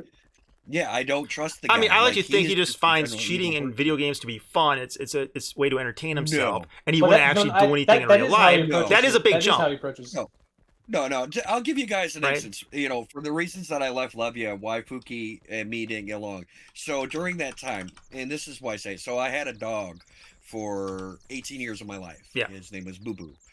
He passed away, and I was really upset, and I said, "Hey guys, I'm not gonna be able to play. I'm really upset about my dog." He's like, "It's just a fucking dog, dude. Get the fuck over it."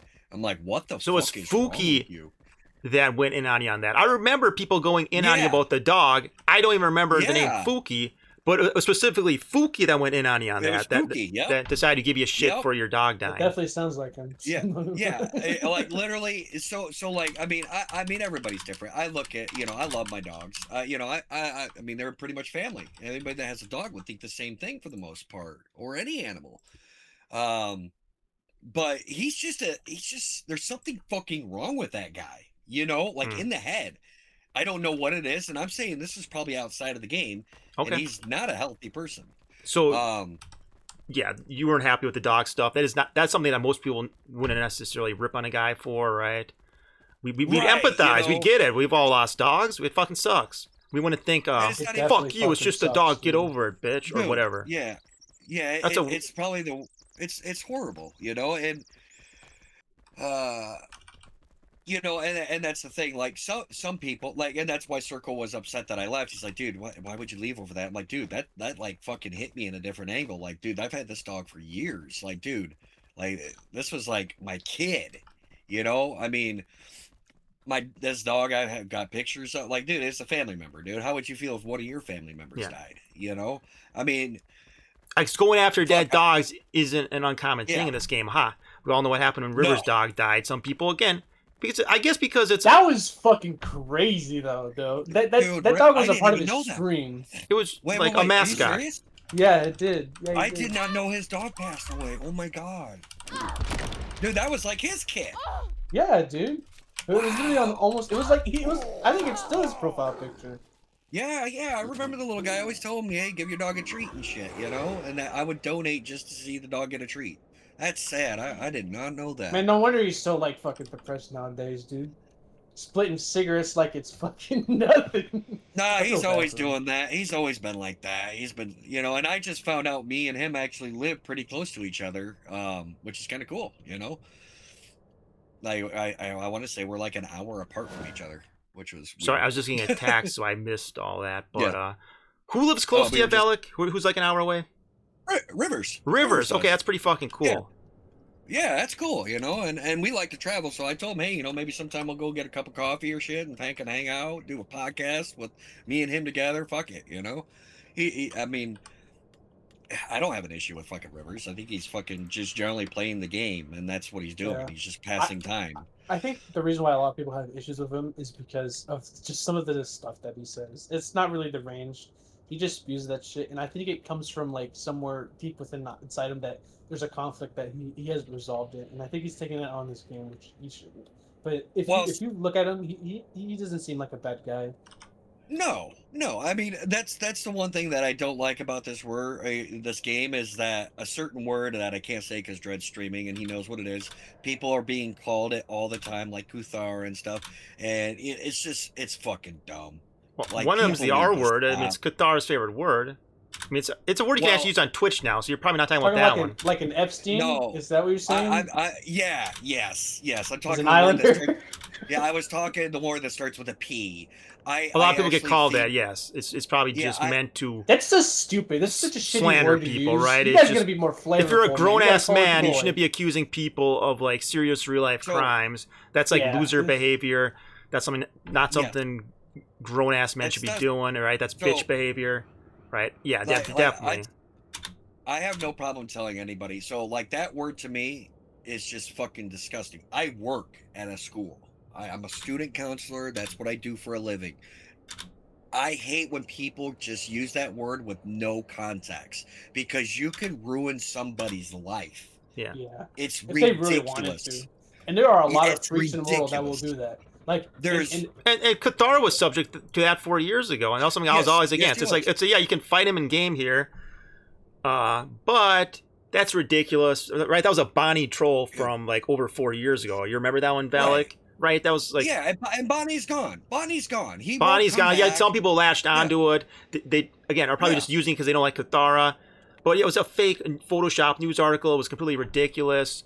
Nobody should have really been taking that angle. Some people did. Article about Kothara? Yeah, about Kothara to make those accusations. That's fucking crazy, dude. Yeah, it was absolutely ridiculous. And then like I said, even though this is a game. You put that stuff out there, people will put that name. Like, I've had the name VelleK for years on other games. Some people know me in reality, and they're going to be, like, putting that two and two together. If they see that post, they're like, what the fuck, bro? Especially even if it's doxed, dude, you're fucked. Yes! Everyone's going to know who you are. Like, for example, there's a story in ML1. There was this old guy in RPK. I forgot his name. People used to call him Gramps or Pops. Someone didn't like him. I know what you're talking about. Someone didn't like him, and he was an old police officer. He got doxxed, and someone called up his fucking police, whatever, his job, and got him fired. And they were talking shit about his family, his kids, saying the most wild shit you can imagine. And he had to fucking quit the game because of that. Because some fucking little freak, some little dipshit did that to him. And there's a lot of people in this game. That could have happened to Kothara if they really wanted 100%. To. That could happen to fucking Barados. Even you said. Yeah, I'm going to say this right now. I know this about Kothara. He's a family man. Just because he's an asshole in the game to some people, just keep it in the fucking game. Like, let's be adults about it. That's what we can all agree on. I mean, Yeah, I mean, we're all in our 30s or higher. Yeah. You know, like grow the fuck up, because you're not gonna call somebody that P word in their face. I'll call somebody something that I feel, because I'd say it in their face. That's just how I am. Now I've just gone so numb of this game that when people talk shit to me, I'm just like, whatever. Yeah. You know, Yeah, I that's why you ignore don't it. leak your shit, dude. No matter what, you don't Yeah. put yourself in this game. This game has way too many fucking weirdos Yes. and other stuff, dude. Yes, Just games like this don't attract do it. weirdos. I assume most of us understand it's a game. There's gonna be some percentage where they take it too seriously, too personally, and they would go too far. I think, yeah, you guys have cited several examples, and then yeah, totally. And I think that's something we should all be against. Right? I mean, But so, the only people that can change it is people like us, like our streamers and our community that are within this game. You know, it's okay to shit talk. I'm not saying that. It's but part I of the obviously game. do a lot of it. Barros But does a lot of it. I mean, hopefully nobody yeah, thinks we take things too far. I mean, I'm pretty deep into like the history of but MMOs. I've never heard you call anybody that. I've Yeah. never heard you say the hard R. I've never heard Berto say any of that. That's you guys, like, when we're in a situation as streamers or leaders, lead by example. If you know somebody's doing something wrong, fix it. Like, you're adults. I know we're not here to babysit other people's grown-ass adult, husbands and shit, but Yeah. just be better humans. Like I have, and everybody's hating on me about it. My 14-year-old daughter plays this game now. Okay? That's a mistake. No. Well, it depends how you I set it feel up, I That's guess. a I don't know. fucking Yeah. mistake. She wanted to play the game with me because she likes crafting games, and honestly, this has got a great crafting sensation in this game. It's fucking amazing. So she wants to do that. That's what she wants to do. But there's she's not the youngest. There's been kids that play this game, and I know it's 18 or older or whatever, but have some fucking decency. Talk shit, sure. I mean, I feel bad for anybody that talks shit to my daughter, because she'll just give it right back to him. She's an asshole too. So And I started playing but- MMOs at age 12, right? I mean, that's not, I guess, totally unheard It's of, not- right? it's not- Nowadays, it's holy right. shit. You're letting a 14-year-old play this. Right back in the Well, day, then, when this we'd all be game playing doesn't these really games as attract kids. that type of people, this game doesn't really attract that many kids. It was just it does. good. That's I- what it people really don't shouldn't, realize. dude. It does. It probably attracts more boomers, but I can see a So kid you liking got- this. I fucking loved this shit when I was a Okay. kid. I would have loved this So- game. Yeah, so you got to look at it this way. What is the number one game that all kids play? Fortnite in Roblox, dude. No. Well, Roblox, okay, but originally it was Minecraft. Well, yeah, So Minecraft PvP, when you died, you dropped all your loot. full loot. Yeah, I could see it. Yes. though. So, But like so that, then you look at that this game. generation's in their 20s, around their 20s though. now. No, they're still young. Why do you think I don't my know. daughter wants to I'm play a it? part of that generation, dude. Don't say that. Well, my daughter played Minecraft, and she did PvP in it. She used to rob kids of their stuff and then make fun and burn their house down, destroy their house. Like, she's a troll. And then she's like, Dad, I want to play more. I want to play Mortal, and I want to do the crafting, and I want to do some PvP. I'm like, okay, and now she's Make sure she playing. has VoIP and Nave chat off, dude. That's Oh yeah, no. Make sure no. nobody finds this out. No, I don't care. Like I said, she can handle herself. I mean, she's a savage. Like, she. Yeah, I puts think we forget when we're grown-ass- kids, like we're playing Yeah. games like this, and we really can hold our own, right? Yeah, Right. they can.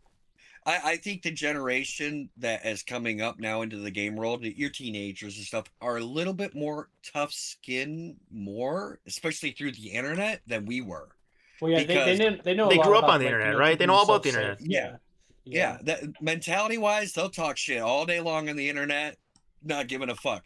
Now, as for my generation, we did it in person. We didn't really have the internet, so we're more restricted on what we say, because that's just like, okay, if I'm not gonna say it to you now, if I can't say it to your face, I'm not gonna say it to you. It's that old saying, if you have nothing that's nice to say, don't say it at all, kind of thing that grandma used to say.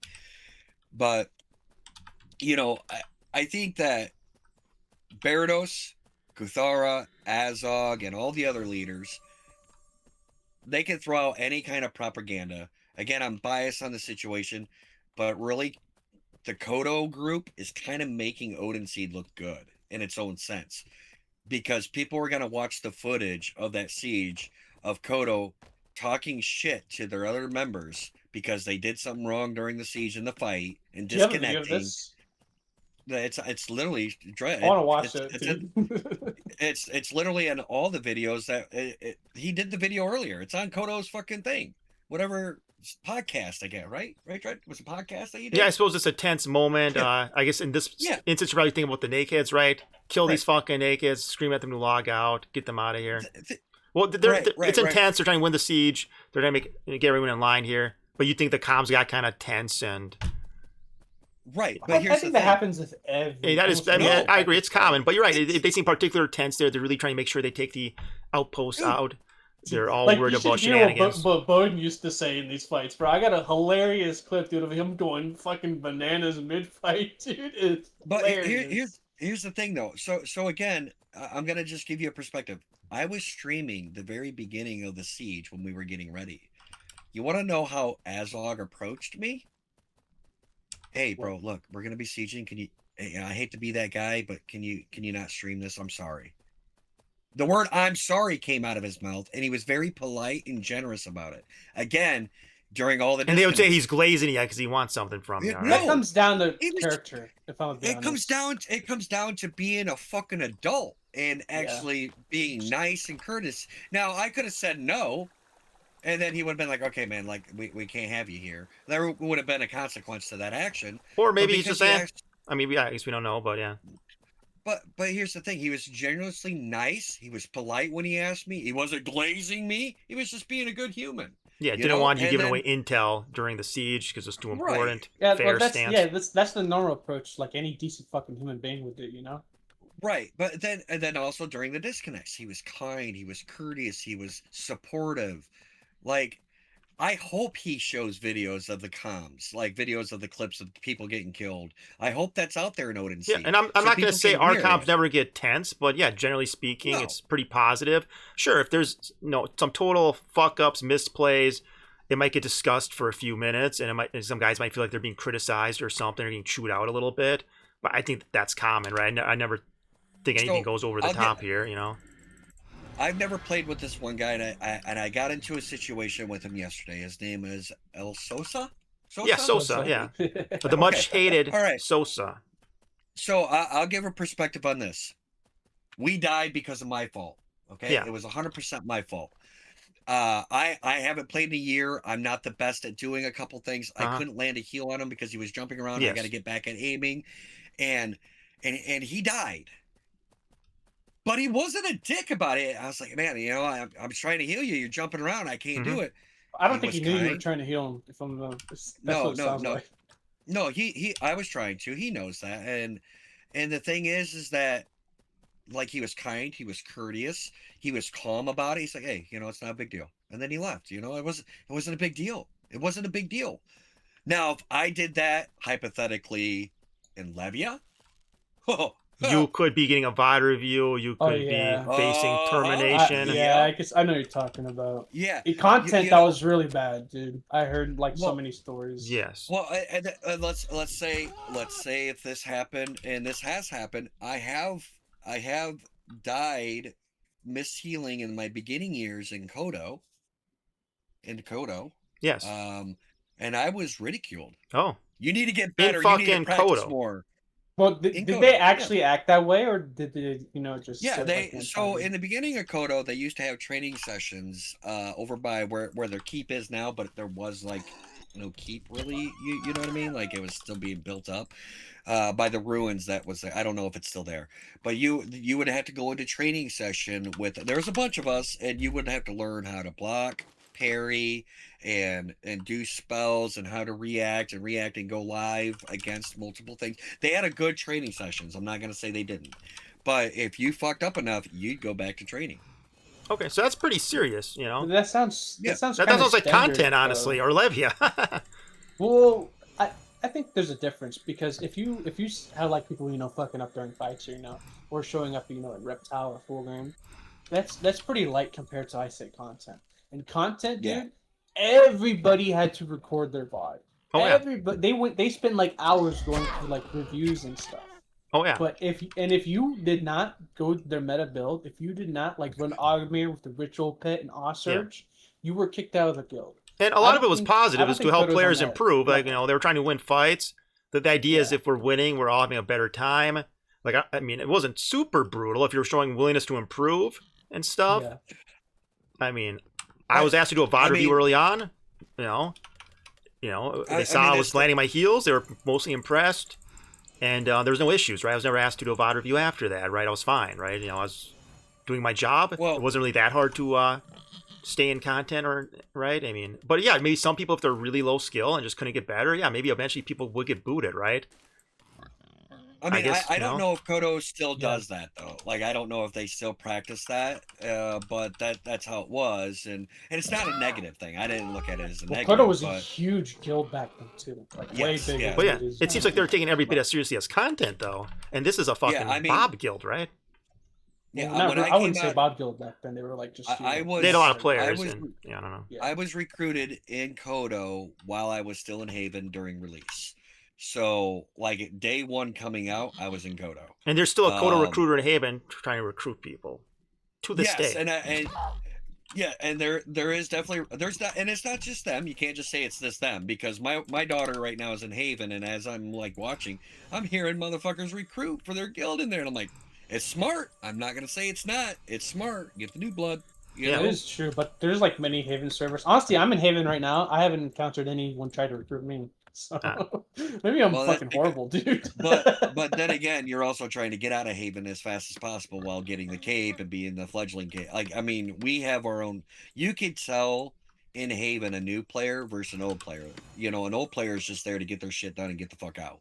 Now, a new player is taking their time and learning the game and sitting in towns for maybe staying around the plaza. Yeah, they're trying to do the rat boss. They're not trying to, get their fucking coins or whatever. I see what you're saying. Yeah. So you can pick and choose when there's definitely a new player involved. But again, it's a smart strategy. I mean, I'm not gonna hate on any guild doing it. I think it's smart to get some new players. I mean, every game has something like that though too. Yeah. And I'll be honest, I got like 10 different guild invites as soon as I entered Fort Sterling. Ugh. And that's the thing. From what I'm seeing right now, though, from my biased opinion, is that Koto is the bad guy. Golden Seed is still the good guy. As much as Barados wants to be the bad guy, I think there's more of a light shed on Odin Seed and how they're responding to the things.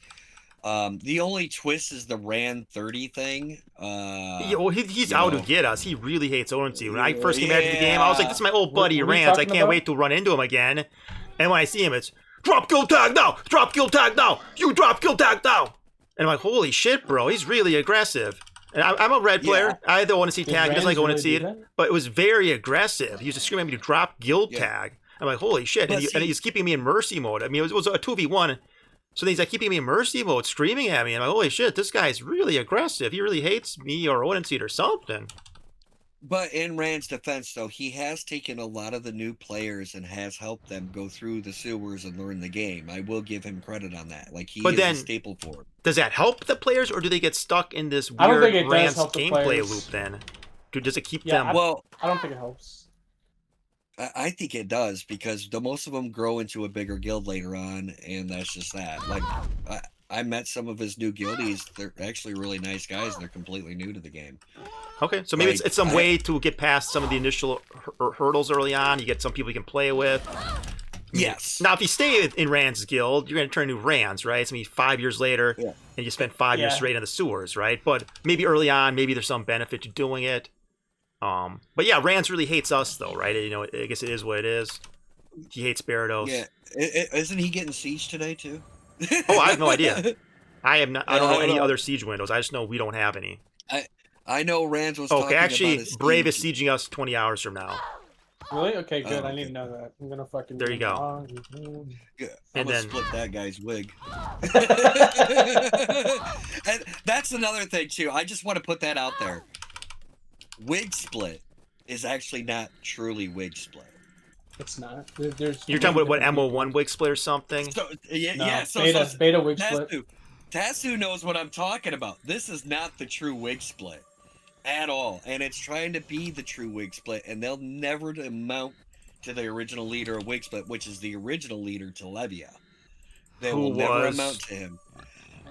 I cannot remember the name to save my life. I think Smasher was associated with Wig Split in MO1, right? Is that name familiar? Smasher? No. He just knows people. He just knows people. Okay. So this guy is an older guy, and he's got a lot of money. He puts a lot of money into games, and there was a game that I was asked. This is during when I was in Levia.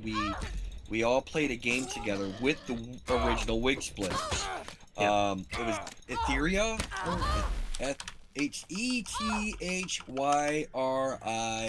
Hethyrial. Ethereal. What? And Ethereal was the game that we played all together. And it's kind of like RuneScape kind of thing, but PvP like massively. It's actually a pretty cool game, but we all played it together during the test. Like Shadow of a Man was there. There was a lot of OGs there. And these guys in Wigsplit now are nothing compared to the original Wigsplit. MO1 Wigsplit. These aren't. There was no MO1 Wigsplit. Oh wait. No, there was no. It was a MO1. beta Wigsplit that then what mostly beta, became Levia then. But some of yes, they came Levia then, but most of Wigsplit, the originals, did play MO1. But their concept of gaming is kind of what like slipped me, and I know Cerqo slipped off of it. They literally stated to us, exploit now, exploit as fast as you can, so you can reap the benefits to get ahead of everybody. Exploit. Are you saying? Yep. Yes, that's how the original Wigsplitters were. So beta of this game, it was exploit early, exploit often, kind of like the old Asheron's called Dark Tide model. Yeah. Again, thinking I'm not unfamiliar with. Okay, but so I'm not gonna say sympathy and kidney, and I don't have any. And if I see proof physically on my own, then I'll call somebody a cheater. Yeah. But I have never seen these guys even cheat either. You know, I played with Sympathy before when he was in Levia. I joined Levia at the same time Sympathy did. I was in there like a week before he did. He was good at PvP out the door. Mm-hmm. You know, he's not a bad guy. Yeah. They probably have a lot of very skilled mages and melees. They're top tier players. But you're saying the original motto of Wigsplit was just do everything you can to cheat and exploit. Like I said, that was the motto of Asheron's called Dark Tide: exploit early, exploit often. Yeah. But again, I feel like then Levia later on, that wasn't really the motto. I remember Cerqo was always against cheating. So what the hell is going on? When did this change? And when did it go back to that, if it did? So we can go back to this too. So I do have 100% confirmation on something that happened with a Koto member. So, you guys remember Panricard? Yes, very well. Okay. Right. So Panricard actually got doxed by AntonyHD by a Koto member. AntonyHD is a Koto member, and he literally doxed Pan, called his job. Wait, AntonyHD, who was in chat earlier, doxed Panricard and called his job. Yes. Yep. That's fucking crazy, bro. That's hilarious. And he's a current Koto member. That sounds like on his sanity. So, and that, at first, I thought it was bullshit until actually Pan showed me the paperwork. That's fucking crazy, bro. Yeah. So it did happen. It did happen to Panricard. And that's why Panricard also doesn't stream anymore. You know, he still plays, but he doesn't stream anymore, and he kind of just does his own thing. AntonyHD saying what in chat? What do you mean what? He's saying what? Question mark. Panricard. I don't even know what his job. Yeah. Should we just get him in here? Because this could be cleared up really quick. I could just link the Discord here. Yeah, if Anthony wants to join us, I mean, that is a pretty big accusation. That right, but here's the thing. I don't have anything against Anthony. I think Anthony's funny as shit, and I'd like to play fucking, Rocket League with him and stuff. But when I seen that, it's like, damn. Like, the dude straight up has paperwork of somebody calling, literally explaining that he was a racist and everything with a Scottish accent, and literally there's paperwork that shows it from his boss. Do we know that was AntonyHD, or do we just know it was a guy with a Scottish accent? Too, no. I mean, I'm not gonna dox AntonyHD. No, please don't. But he's in chat right now, adamantly denying that it's him, that this is just a lie, LOL. So it could have been. I know that. I mean, I can't confirm Panricard's character, but I've heard that it could be him lying. It could be, but again, things could be. You know, I would say that in the era of technology and AI or whatever, documents can be forged. Well, that sounds kind of old though, because he stopped streaming a long time ago before AI. This is old, yeah, and I would love to say that I don't think that Pan would lie to me about that, because me and Pan have a mutual friendship that's nothing to do with game. Like we talk about, you know, our kids and shit, you know, like we have an outside source. Like I know he just had another kid. Like we have friendship that's beyond this game. So I don't think he would just upright lie about something stupid like that. Why would he pin AntonyHD out of everybody? Well, I also want to bring up another thing. I don't think AntonyHD is smart enough to do something like that. I don't think that's his character. I think I think Penricard's lying a little bit. But see, Penricard's never lied to me. I don't know. I mean, I know some shit that Pan shouldn't have been doing, just like any of my other friends, but I also know to keep my fucking, what is it, you would call it a cocksucker shut, you know? Like, I don't snitch. So, I don't think Anthony would want that to be said about him, like anybody else, but I also don't think that Penricard would be lying to me about it. So it would be one of those things where put them two together and figure it the fuck out. That sounds like a he said, she said thing, you know? I don't know. Because I've also seen Anthony spurg out, and I've also seen Penricard spurg out. You know, and I will say Anthony spurgs out way more than Penricard does. I don't think you could base that off, though. Like, you said he showed you documents, right? Yes. And the only proof was that he had a Scottish accent? Well, a Scottish accent, and there is a name on there. There is a name on there. Like I said, I don't want to dox Anthony. If it is please don't. Him, there is a name on there on the document. Well, but you can't possibly know who the name is, though, right? I mean, AntonyHD is a name in Twitch chat. Please don't dox him, but I'm not. You think the name is his name? I mean, do you have any? Don't tell us what it is, but we need a middleman. Is there any kind? I'm saying. Yeah, again, I'm not stupid. I'm not going to dox anybody. No, but you're trying to say that's actually AntonyHD, and right? It's just a name, right? It could be anybody. Well, so if it's a fake thing, there was segments that was said that only AntonyHD was around and Penricard was around for it, though, like player base. So it's a real he said, she said thing. Penricard thinks it was in-depth knowledge only AntonyHD could have, was a guy with a Scottish accent. He's pinning it on AntonyHD, but I will say 100% somebody did call his job and dox him. And I don't think we go too far in saying it was AntonyHD because he's here adamantly denying it. Yeah. I don't think it's a he said, she said. We can't really say much more than that, can we? I mean, if I was guilty of something like that, I would say I didn't do it, even though I might have.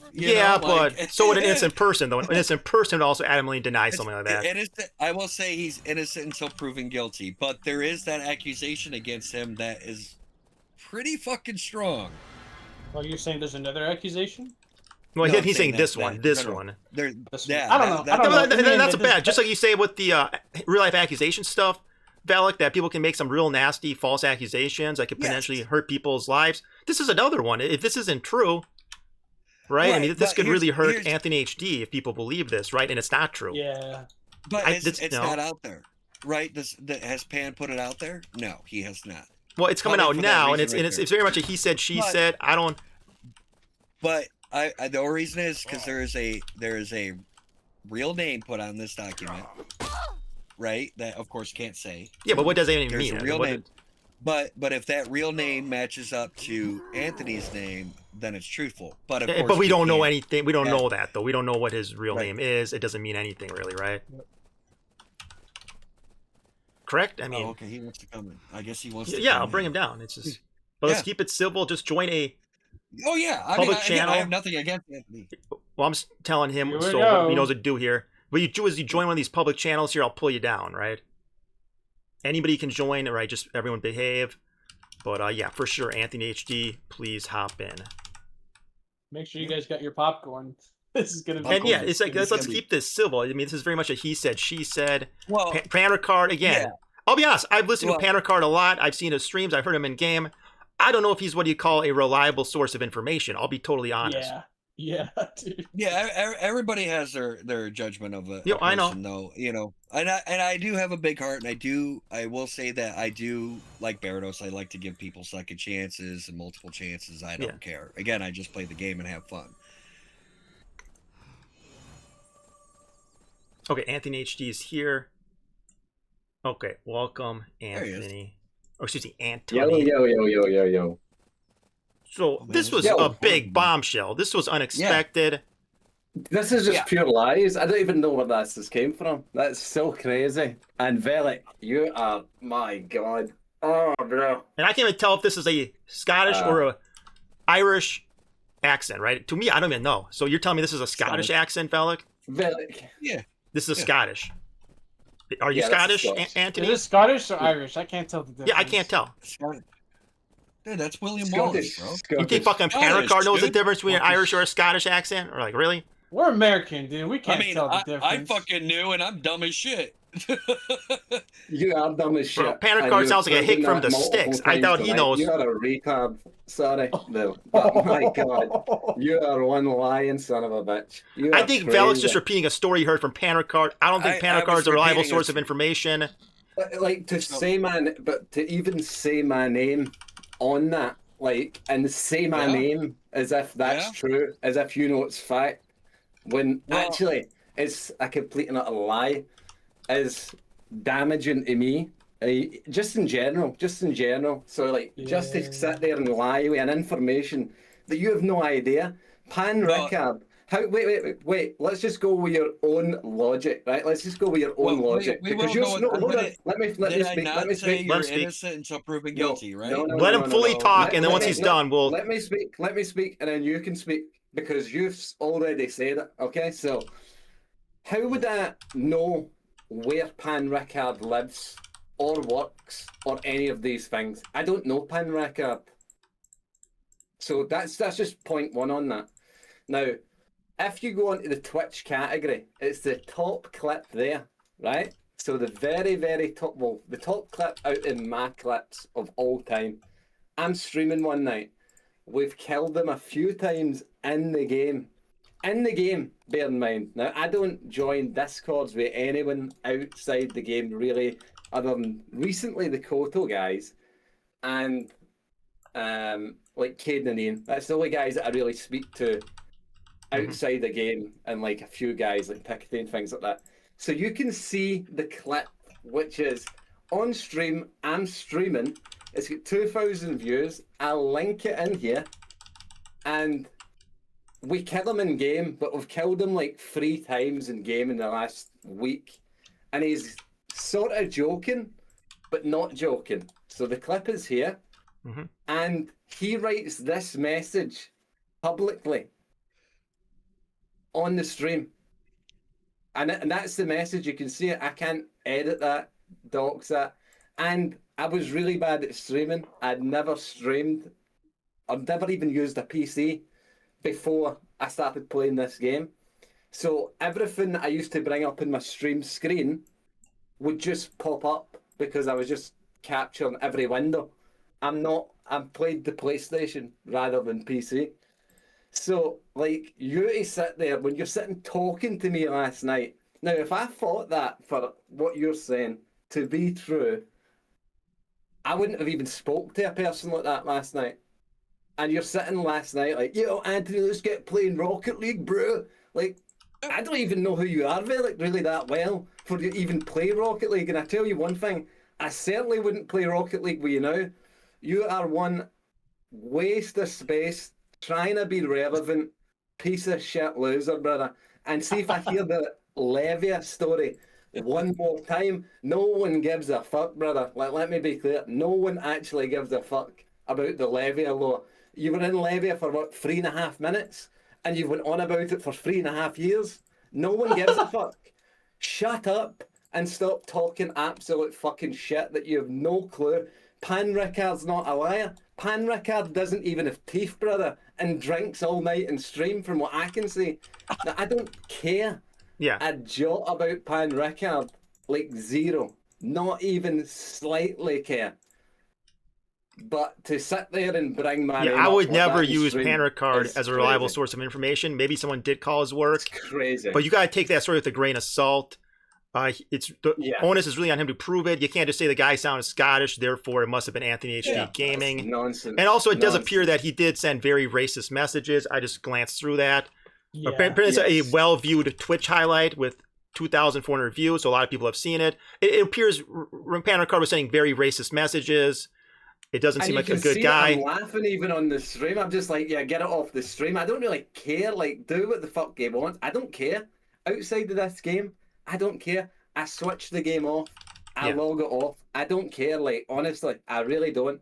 I like the drama. I like the so do I. arguing, the fights. And I always thought you had fun streams. You always had entertaining streams where you're at least going out doing things, having like little adventures in the game. I always enjoyed your streams, right? You know, if I was looking for something to watch. So again, to say I just have fun on the game, like genuinely. I don't care about all that sort of stuff. So to bring my name into that, when even at the time when that happened, the reaction is literally me sort of laughing about it, and then for the way we tortured them for weeks on end was just we'd say it to him in game, and he didn't know what to say because he get like voice chat banned.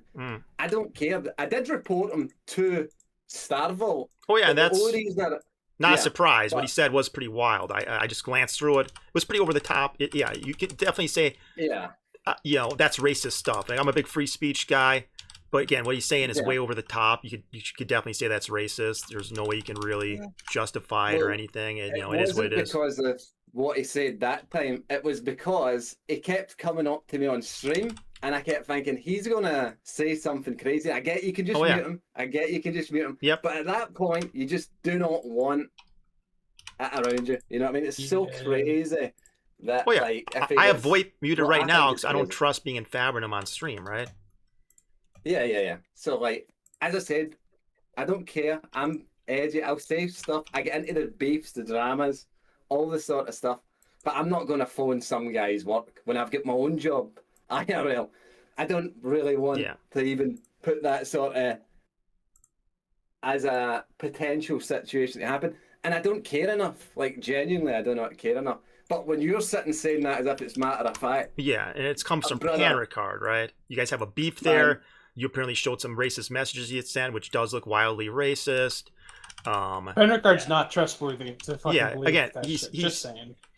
Whenever I've talked to him VoIP, he seems pretty over the top. He almost seems like a cartoon character. Talks with a thick Southern accent. Is saying shit like, "Have you heard the word of Jesus Christ? Do you believe in Jesus?" It's just really weird, pushy stuff.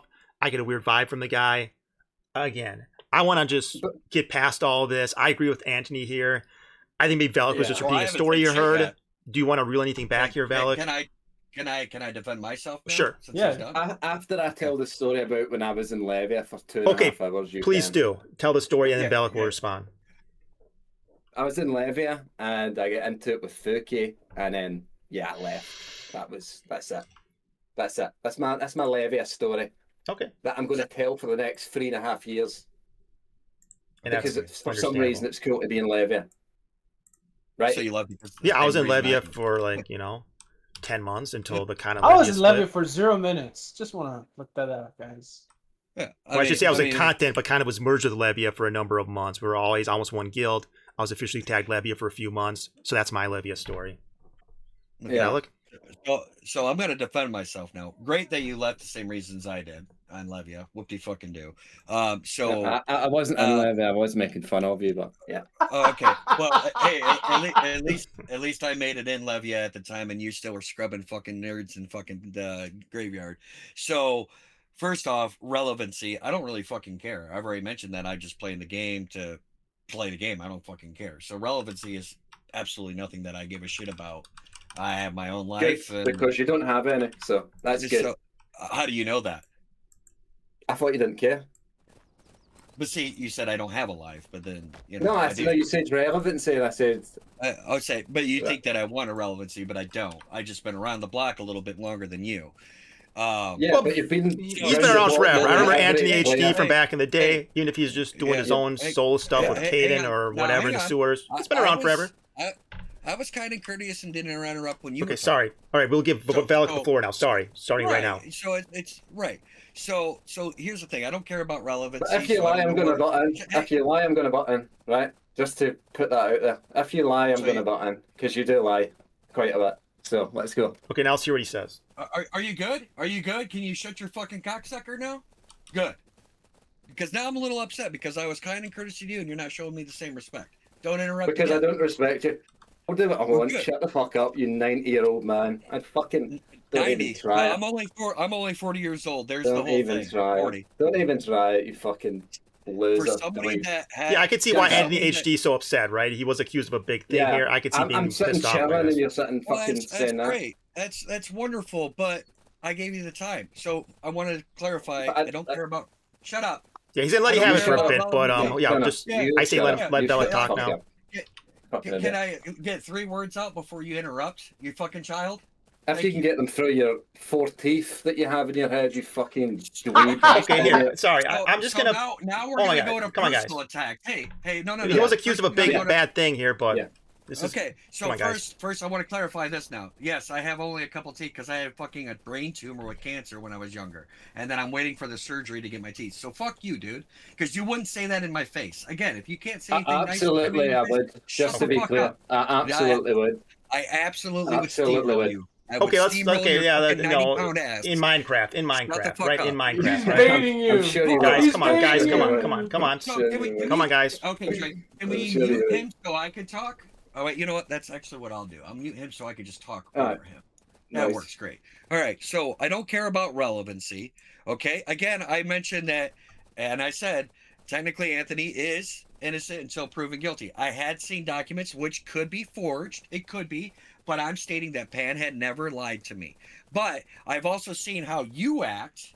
And you're right. I did say, hey, my kids are playing Rocket League. You mentioned it to me for somebody that you didn't care about and this and that. You didn't tell me about Rocket League, right? Never knew you played Rocket League if you didn't have some kind of friendship there, right?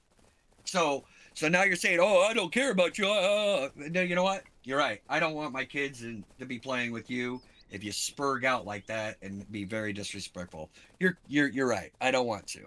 I don't want to put them in that. It's just to play in a game with other people. So that shows your mentality as a person that I get it. Somebody accused you of something very heinous and very severe. And then you were just repeated the story. And then I just messaged Han. I said, you better not be fucking lying to me. And I literally said that. And I'm going to go ahead and put this out there because it's brand new. Because if it is false, Anthony, I will defend you on that factor and snap on him. So there's the screenshot right there of literally just within that second. I said, did you fucking lie to me? Because I don't agree with that. So you just sent Panricard that message right now. Did you fucking lie to me? And you're going to hear back from Panricard. Do you not see it right there? I do. I see it. I see it. I'm looking at it. Post in my Discord. Yeah. So if I made a mistake of bringing that up, no, I didn't, because this was an accusation, and accusations get brought up. You're in it.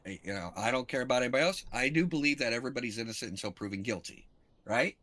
So with you spurging out on me and then attacking but he made you made a very big accusation. To repeat, Panricard's I was doxed by AntonyHD story is pretty fucking serious. I'd be pissed if someone said Drake doxed me at my work, some fucking idiot like Panricard. So sorry, Anthony, I muted you too, just so we hear VelleK's point of view here, right? Because he's the guy you muted, so I'm like, okay, we hear VelleK's side now, just so things don't get right. He can't hear you right now. Stream can't hear you right now. I just want VelleK to get all this shit off his chest, and I plan on unmuting you here. But I'm taking your side here, Anthony. Yeah, that's fucking some crazy shit you were accused of, and it was by fucking Panricard with no proof. So VelleK, you gotta really explain but VelleK, you gotta see why he's pissed at you though, right? You gotta see why he's calling you. He can be pissed at me, but he can be a grown-ass man and not attack me outside like he did to Panricard, because that's why I look at it now. Now you're attacking me outside because of my looks and a bunch of. But dude, you're just accused of being a doxer that's calling people's work to get them fired. I'd be fucking.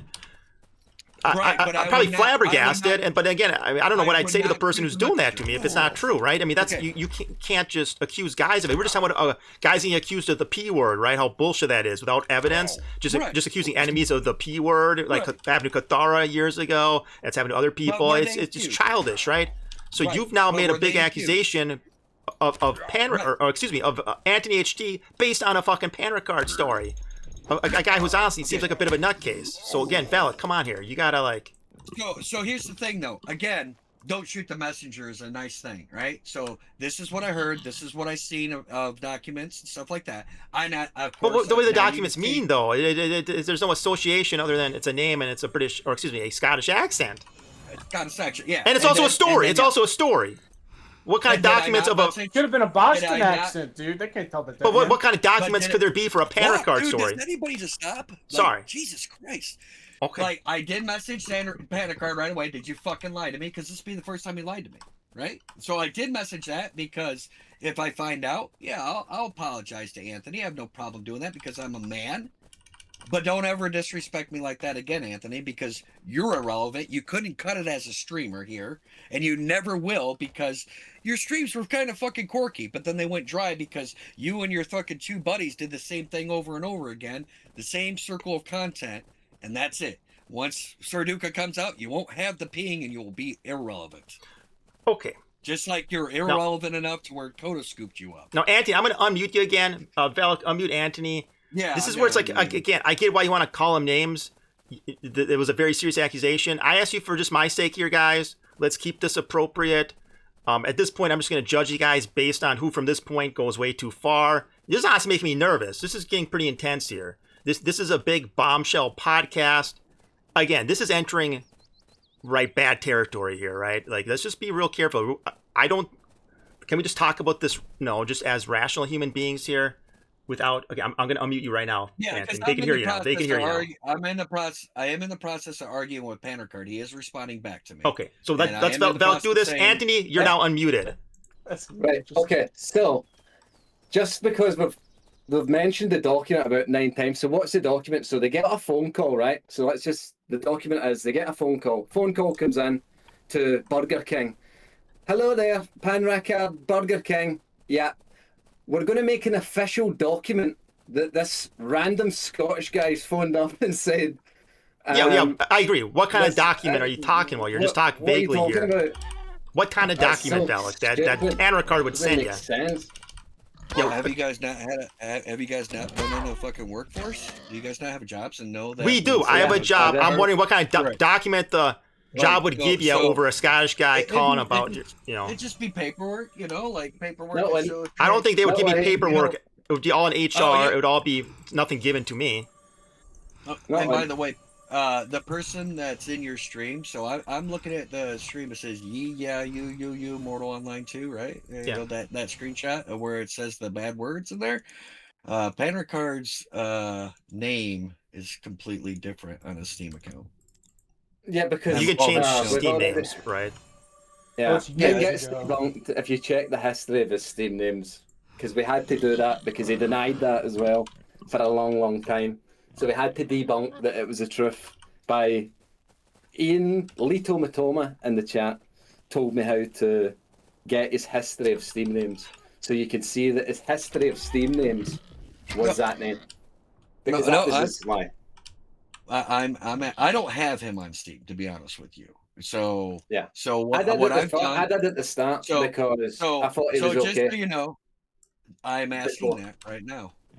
See, I'm asking it because I have no problem apologizing to you if he No, lied I'm not to me going to apologize.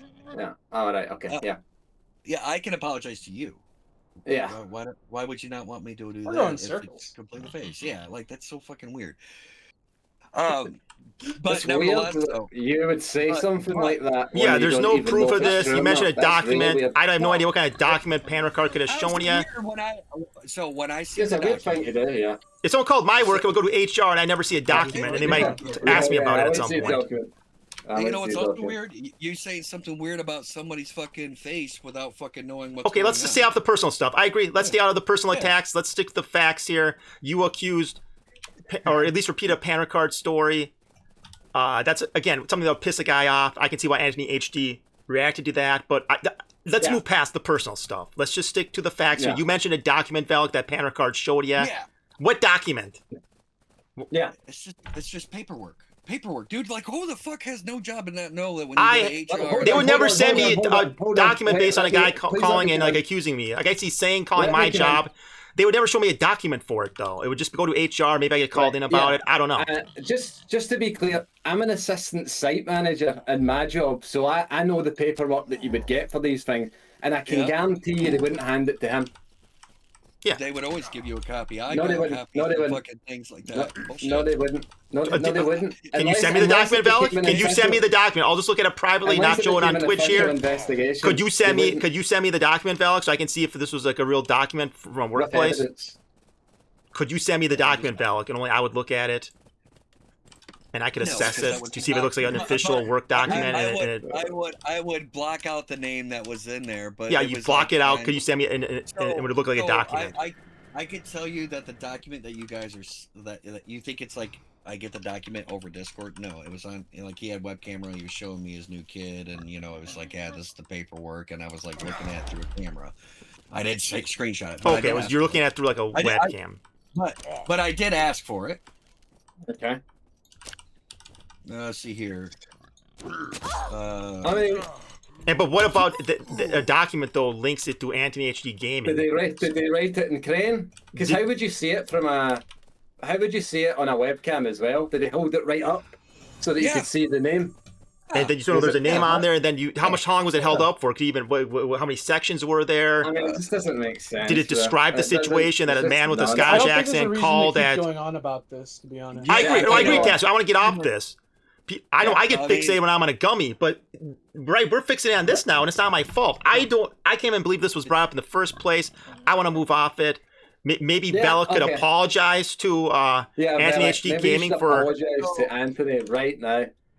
Yeah, because we have no evidence of this story other than Panricard show you a document on a webcam. I will wait for the Panricard's response before that happens. So Anthony, you can kiss my ass on that. But come on, even to act like Panricard's this big of a source of information, you got to wait on his response. I'm sorry, this guy Panricard seems like a total fucking nutcase every time I've interacted with him and seen his stream and anything. Like he's obvious. I'm sorry, he's not a reliable source of information, VelleK. You can't take a Panricard story seriously, and then he shows a document to a webcam. You probably were barely able to read it, bro. You just see what is it Times Roman font on a printed piece of paper. Same thing applies. So like even earlier, Kuthara was saying something like anything you say is completely a lie too, right? It's based off of who you were out with. But we have to like universally agree that Panricard is probably a really bad source of information. You've got to be reasonable though as well, Dread, because he is getting his information from a good source, toothless alcoholic. So, I mean, I would trust that guy first, right? I'd trust that guy first. No, Panricard seems like a troublemaker. I would totally not trust any story he tells. Like so wait, hold up. I hope toothless alcoholic towards me because I don't. No, I think it was Panricard, but okay. But again, the guy does seem like that's. But that's how do you know he's toothless? Yeah, you know what? Well, he streamed with a webcam on, and he definitely has like at least 5 teeth. Like maybe he's got 6. So I don't know, but he's. So he doesn't look like the most stand-up guy. No, and I've had weird experiences with him. He comes up to you in games talking about Jesus Christ. Have you accepted Jesus Christ as your Lord and Savior? He's really pushy about it. It's weird. If it's RP, it's weird RP. It's like really pushy religious RP. I get a weird vibe from the guy. He definitely seems like a few crayons short of a full box of crayons, of Crayolas, right? I think we can all agree on that. So VelleK. Come on, guys. Give VelleK a break, though, as well, because he's getting it from a good, credible source of information. I mean, the racist nut job, no teeth, alcoholic. Yes. So, you know what? I was in the wrong, so I'm going to head out, guys, right? Okay. Because VelleK's got his source. Please keep my name out your mouth, VelleK, you fucking trash can. And shout out to AntonyHDGaming. Let's go back to the Levia. Let's see, trash can and thank you for joining. Hey, I'll steamroll you like I did in Fab back in the day. Not a big deal. Yes. Maybe I'll Let's settle this on the in-game battlefield. I'll do that one day. Right, I'm sure VelleK will be out to get you in game now. Make sure you call 15 to 20 Koto to help you. Yes, and Anthony's out in Koto. Let's do it. Yeah. God bless the coalition. God bless Koto. Okay. All right, guys. All right. Take it easy. See you, Anthony. Have a good one. Thank you. Bye. All right. Cool. All right, that was a lot. I mean, again, I don't agree with the personal attacks, but I can see why he's very angry. Right? He really felt attacked by that story, and I don't blame him. But I'm going to be honest with you, Dread. The way he attacked me, he could be mad, but the personal attacks right off the bat, that kind of shows that maybe Pan wasn't lying to me. It might have, Well, because the dude's a fucking spurg. Yeah, but it's a bit of a stretch though when you've just told It's not a stretch. No, a story about him doxing. Dude, if someone said I was doxing him at their work, I'd be completely flabbergasted. And then if I get invited on some kind of to talk about it, I'd be like, what the fuck? And I find out it's some guy like Panricard, I don't know what I would say. You got to understand from his point of view here. That's like... The guy went straight to personal attacks to me, which is technically, you know... But you didn't tell the story with no proof, though. It's a pretty... I mean, I can, though. That's the thing. I'm working on it right now. I've showed proof, right, that I'm working on it. You're working on it. You're DMing Panricard, and I guess we'll hear back at some point. Yes, because, and am I not defending, in a sense, AntonyHD, saying you better not have fucking lied to me, right? You know, I'm doing what I'm doing in diligence. Yes. So then if Panricard comes back with nothing... Then are you going to tell us right away that he's not giving you anything? It seems like he's full of shit. And then you can apologize to Anthony. I understand he personally attacked you, but you can understand why, though. Well, I mean, there is no why. There's no excuse for him. No, you tell a story that some guy is doxing and calling people's works. Like, again, that's a huge accusation. That's a terrible thing. I didn't personally attack him on what I think of him based off of what he's seen in the stream either, right? Okay. Like, I mean, you get people that attack you all the time about your stream. And it's how you handle it. But how he just handled it, you're right. I don't want to play Rocket League. Again, that's a magical thing. For somebody that didn't want nothing to do with me and now I'm irrelevant, he was all about playing Rocket League with me, but how did I know that he played Rocket League? It all comes down to Rocket League.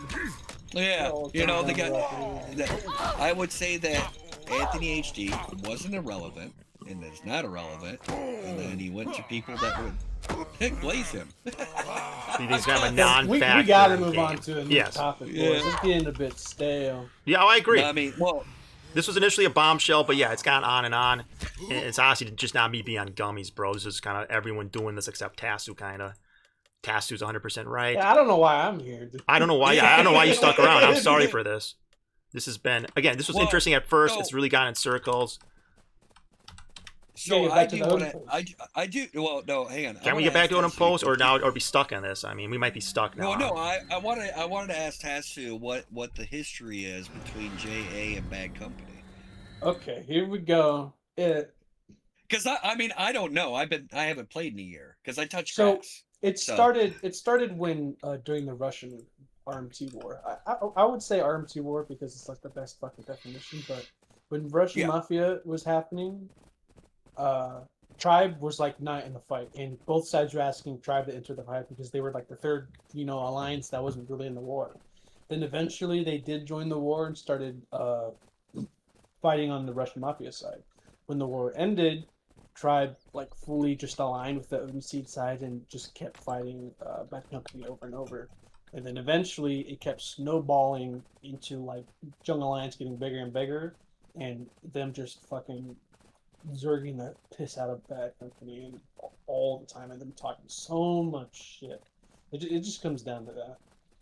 So it's basically you guys zerged us, so we're gonna return the favor to your outpost, pretty much. Yeah, because Jungle Alliance sieged a lot of small guilds out of the jungle, so and a lot of those small guilds joined Bad Company eventually. Okay. Yeah, I just don't. I mean, I don't. I'm part of the Jungle Alliance, but again, I don't really fuck around too much with it because I do my own thing. But I'm just curious because I do see the pings for, you guys coming to the outposts, and you guys come in thick. And then there's even, what is it? Why are you bringing 40 to 50 people to an outpost? Which I think is irrelevant because we all know this game is based about numbers. Yeah. Well, so it's just that like a lot of our guys, they don't really like. They really hate it when they get served, and I think a lot of you guys really hate it when they get served. But I've got no issues with Bad Company. Like I said, I was just doing daily tasks with one of your guys, a couple days ago, and we were chill. Like, a lot of our guys are cool like that. A lot of us are fucking murder hobos like Victus that just kill you and talk shit. So. Let's be real. Victus was the first person at OdinPost to die. He was fully DC, to be fair, but yeah, I did die lose volume him early on. He did wake some fucking dex mages on his mountain. Yeah. But everybody who there would have been dying a bunch, right? Just constant DCing, being killed while you're disconnected. I don't even know how I died. All I know was I was on top of OdinPost. I was trying to do LE, and I disconnected. Yeah. And I think, Dread, you were in the comms. I said, look, I've been here for too long. It's like 1 in the morning. I got to go to bed. Oh, yeah, I remember that and I part. ended up quitting. But I was fully geared, and I was alive. And then when I got back online, I was dead and not even in the same spot. I'm like, what the fuck? Mm-hmm. Yeah. Like, I wasn't even banished or anything. Yep. Like, it was like I was what the fuck is your Magic Imperium behind you? Yep. Like I fell off, but I'm like I wasn't even there. I was in the front of it. Yeah, I died like 50 times. It was either DC'd or damage catching up after like a minute, right? And you just die when everything catches up. But yeah, it was a terrible time for everybody involved, other than maybe it was kind of a memorable historical event. Ultimately, I guess the objective of destroying OdinPost was completed. I'm sure you guys were happy when it actually went down with minutes left. Right, you guys Dude, had I have the bot of it still, if you want to see it. The entire, like, 20 minutes of it. The last, like, 20 minutes? Yeah. Dude, you could, like, if you listen to it, you could hear everybody panicking. Like, there were, you guys gotta keep in mind, there were 12 minutes left, and we were not able to fucking launch any of the mains, and people were fucking going bananas. Yeah, it came down to the wire, really like... cool. So, wait, I do want to know, what... So, I seen the video of an Odin guy in a Ming, and they got teleported up to the stronghold. I don't think that person... I don't think Odin did that on purpose. I think that there is a lag that... Because there's times where Odin where that node line is, like, you can ride through it, and that town is completely gone. And then you got to go up to a hill, and then it'll just start popping up. Like I think it's a node line where it's at, if I'm not mistaken, Dread. It's where the OdinPost isn't a bad node line. Things can get screwy there. Again, I don't know any of this technical stuff. I couldn't tell you if it's lag or whatever, or a node line could result in a man being teleported. I'm a fucking idiot. I have no idea. It definitely was screwy. Again, this is another thing, or we could circle back to it. We're just never gonna know. It could have been a GM. It could have been some screwy server thing, though I don't know if that's possible. It could have been a hacker for either side. It could have been a third-party hacker. We just don't fucking know, right? It's just a one-off thing.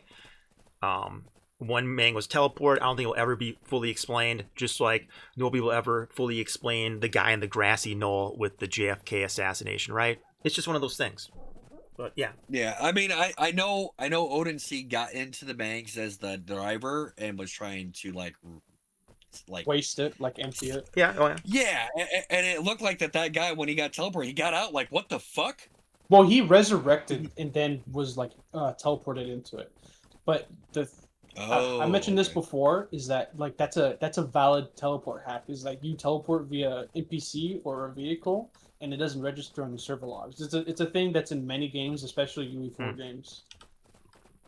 And that could be, but yeah, kind of a rogue hacker of some kind. I mean, if it was coming from Odin Seed, right, it would make sense to teleport all the mains, right, really stop the siege. It would have made sense to stay on the node line and not be gearing elsewhere. It would have been like, it would have been like, we would have tried to keep everything DC'd by overloading the node line and staying on it, right? So again, weird stuff's happening.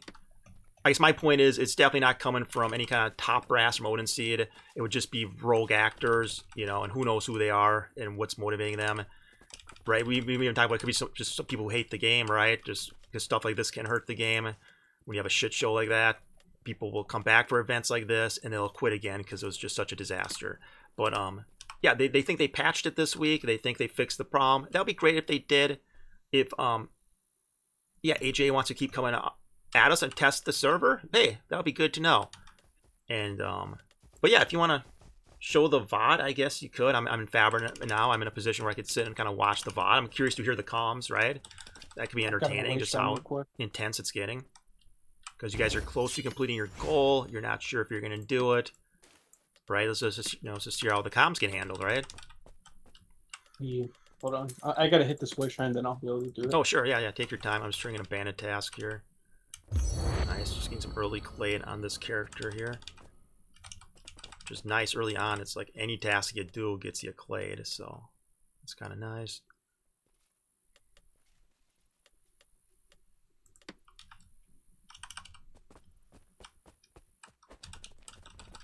Guys, do you have fulmination? Fulmination?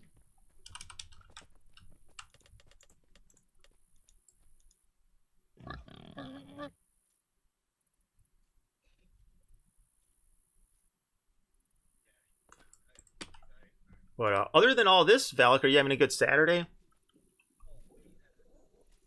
Oh yeah. I went to a birthday party, got some fucking cake, rode the motorcycle. Couldn't say it hasn't been a good day. Okay, good. What kind of bike do you got?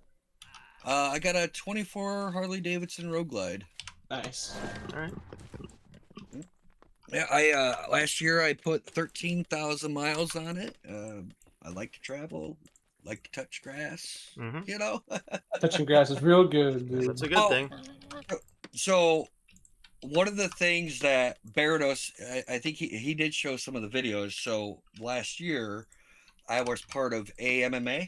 If you guys heard of that at all? No, not super familiar with MMA. So while you guys were playing Mortal Online, I was playing Mortal Online in real life. It's basically is it that night stuff? Yep. MMA, but in full armor. Yep. I was doing that. So last year I contended. The year before that I was able to play a little bit, but I was in conditioning for it. I got my ass beat. So I'm not I'm not doing it this year. Full armor, explain that. So in MMA, what is full armor? AMA or AMMA is pretty much like full knight armor. Actual like medieval knight armor. See, that's what I was trying to figure out. Do you mean like there's pads or something you wear? But you're dressed like medieval knight wearing actually like heavy armor. And then is it like a grappling match, or do you use like weapons? Weapons, grappling, whatever you can. So that's why, like almost like the Renaissance Festival when they're doing the jousting and stuff and swinging weapons at each other. Except for it's real. Except it's real. But what kind of weapons? They're blunt. They're blunt swords, though, right? They're gonna be blunt. There's nothing with edges. But you're actually in heavy armor, moving around. Draw some blood. That sounds like good exercise at the very least. So to condition for it, so like my armor set is titanium, which is actually lighter than steel but more durable. Doesn't dent in as easy, and it's about 180 some pounds fully to have that on you. Steel is like over 200 pounds. So I did that. I did go into competition. It wasn't no professional or anything like that, and I ended up getting hit with the cudgel. If you guys are familiar with that weapon, like a mace that's on a chain, big old rock on a stick, just a cudgel, a rock on a stick. So yeah, pretty much. And I took a headshot to my cheek. If open faced helmet then, and so that was able to hit your cheek. Face helmet. So, but still hit the cheek and they hit the helmet. Yeah, I sent Barados. So my wife had a picture of me while I was getting beat up. That's the best way of saying it. But I'll show the picture. I also was I guess you would say the weapon that I used for a choice was equivalent to the war mace in Mortal. But that's me in the black and yellow tabard getting my shit kicked in. Oh wow. And is this something I could show on stream? It's just two guys in armor. It doesn't seem. It's up to you. I mean, yeah. I don't care. I mean, I mean, you can't. It's just two guys in armor. You can kind of see what it looks like. It's like it's kind of armor slash pads and it's cudgels. I can see the cudgels.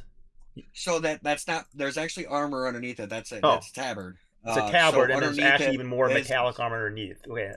Yeah, so there's chainmail underneath and stuff like that. Because the weapons do not have edges, yes, but they. I mean, when you cudgel can hurt, obviously. Blunt weapons hurt like fucking hell. Yeah. So that's the day that I actually that guy hit me with. If you could see his mace on his hand, it's kind of like on there.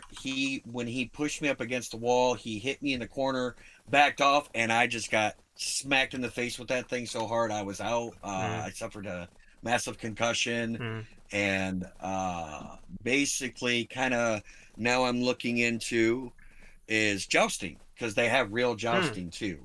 So now, are you allowed to hit people in the head with those cudgels, or was it like a mistake? I mean, yeah, absolutely. Oh yeah. There's no holds bar. Yeah. So how do you win? Is it when someone gets knocked out, or they tap out, or what? Yeah, tap out, or so. You can actually get knocked out by a cudgel. Yeah, there's different types of sessions that are rules, you know, like how the rules are and what they are, Yeah. what makes you out. So that one, when I'm knocked out, of course I'm out. You know, I Yeah. was unconscious. I got knocked silly. Yeah. There's And then- times where if you suffer a blow and you can raise your hand and surrender, Yeah. you can surrender. Okay. There is other times where if you get dropped down, you're out. Okay. You know, so if you fall over, you're out. But yeah, it was fun. It was fun. But Oh, yeah, now I want to do jousting. The problem is with jousting is it's very expensive because you have to provide the horse, and I don't know if anybody knows about horses and how much they cost to keep fed. Oh yeah, it's a whole and trained. It's lifetime like, commitment, and you got have the yeah equipment area for it. Yeah, it's very expensive. Yeah, not everyone's yeah. So and like for my armor set, titanium armor set, that ran me about $4,000. Okay, that's for the like a full new thing. brand And new then- spanking computer or something, right? Is that like Yeah. renting? No, that? you own it. You own it once you have. I have the full set. I thought about putting it on for a stream just for shits and giggles one time, but the problem is I wouldn't be able to play because of how your arms and your hands are. You It's can't not really like play. Gyarados' Do you have fake the armor like set. the helmet though? Yes, You just Yes. wear the helmet, dude. You just, like, I can't. that's what wear the Gyarados helmet. would do. He would just fucking go to So Crusader. my helmet is actually in the shop to get reshaped because when I got hit, it dented it in like that's bad. cool. So I can't. It took them to cut it to get it off my head because I What? received. Oh yeah, they had to cut the helmet off my head because it dented in to where I couldn't get my helmet off. I got mollywopped is the best way of putting it. Like it was bad.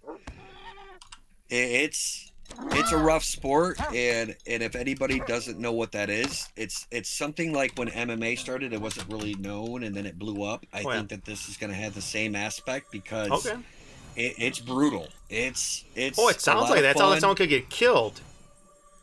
Cudgel to the head? I mean, are you kidding me? Yeah, have you seen Knights of the Seven Kingdoms, dude? Yeah, what Sounds happened like to? like that. I guess no spoilers. So I do know that there's places now because of incidents like myself. I wasn't the only one, but there's been major incidents to where they're banning blunt weapons. Oh, okay. Because they could just do too much damage. They hurt.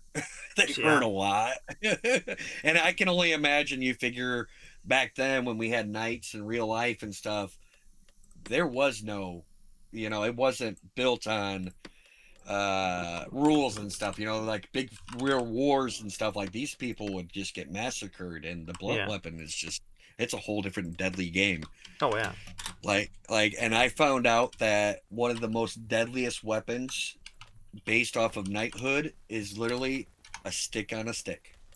It's a stick attached to another stick, and they just fling it around. Some of them have studs on the other ends, and it's major reach, and they swing it around like an oversized nunchucks. It's deadly as hell. You can't have those in the AMMA. You can't have those at all. So that has been banned, and I'm pretty sure blunt weapons will be fully banned later on too. But it was a lot of fun. Yeah. I might not do it again. I am getting older, and a lot of the people that are doing it are in their 20s, early 30s. Okay. I'm 40 years old. There's the old man VelleK has said his age. I'm 40 years old. I'm not that fucking old. Oh yeah. I think I would die if I just putting on armor and trying to move around and getting knocked over, or at least I'd hurt myself. Well, I went through a year of training on it. So you took it seriously, yeah. So a lot of people noticed, like when I first started streaming to like now, I'm actually more fit. I'm a lot bigger. I'm more healthier. Yep. And I love it. Oh yeah, at the very least, dude, that's hella exercise moving around in a suit of armor. Yeah, well, and that's your endurance. It's basically endurance training, and a lot of it's based off of if people are familiar with CrossFitting, you do a lot of CrossFit shit just to have the endurance and the weight on you. Yeah, a lot of people look at it on TikTok and Instagram and all that other stuff. Okay. I'm not young, Bruce. No way. Fuck, I chased my daughter today at the park today just to play tag, and I died. Boy, I make noises getting up and down from chairs and stuff, right? I mean, Of Well, course. how old are you? Aren't you like 30 I'm something? pushing 40. I mean, Oh, I fuck. almost don't want to say because a lot of people think I look younger, but yeah, I'm getting older. I mean, people think I actually, not people immortal, but like when I'm out and about, people actually think that I'm a lot younger. I mean, most of my real friends are older guys, a bunch of bikers, gray beards and shit. So I'm like the young guy, so. Well, yeah, what a fun sport. I can see why you say you were doing MO2 in real life. Like, you aren't kidding, Yes. right? I also want to just do that just, for shits and giggles, but I wouldn't want to take a cudgel to the head, so I probably won't. But, all right, yeah, that's cool. That's a great way to, spend your time. You gotta be strong for that, dude. You gotta be real strong and big. Yep. It's a lot of training. It's a lot of fun, and I think that if anybody that's watching your stream or whatever ever see one of those go up, definitely go watch them. I mean, watching it is a whole new aspect too of like combat. Like these people train. It's not like MMA has its art, right? Yep. But these guys are MMA and that. To me, not to talk shit, I think these guys have a lot more foundation than MMA guys because the training that they have to go through for holding weight. It's not just their body. They're holding another 150 plus pounds on top of them, carrying it around and surviving.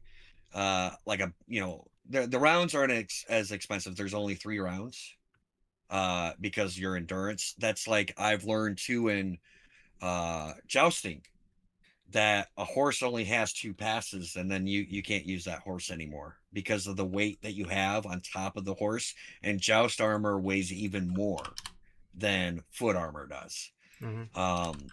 So joust armor accumulates to 280 pounds compared to foot, which you can get about 160, 180 to 230 pounds. I was watching an armored MMA video right now. Yeah, it looks like it could be the Mountain and the Viper, right? It's just 2 guys in armor going at it here. You see the little buckler shields, the metal armor, and again, that's another one.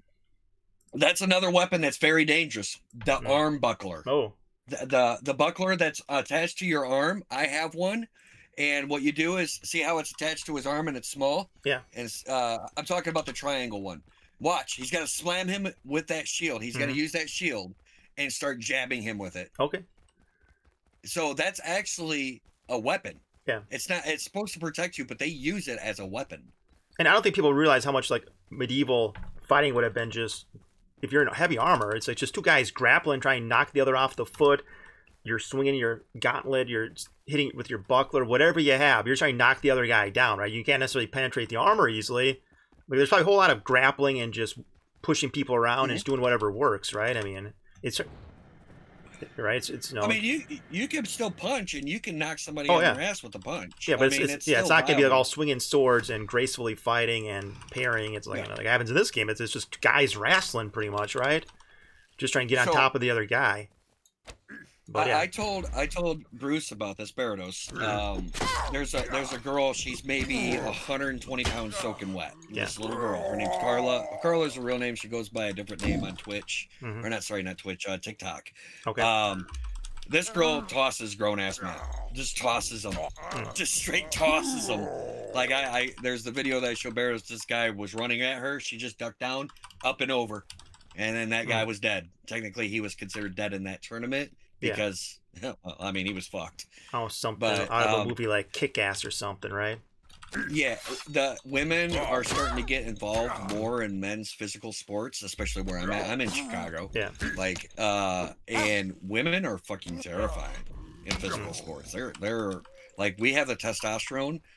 Them girls carry grudges. They're evil. Like they'll fight dirty. They'll get mean if they have to. Oh, and they're so little, like I said, Carla, like she's a monster. Yeah. Like she carries a hatchet and the buckler that you've seen.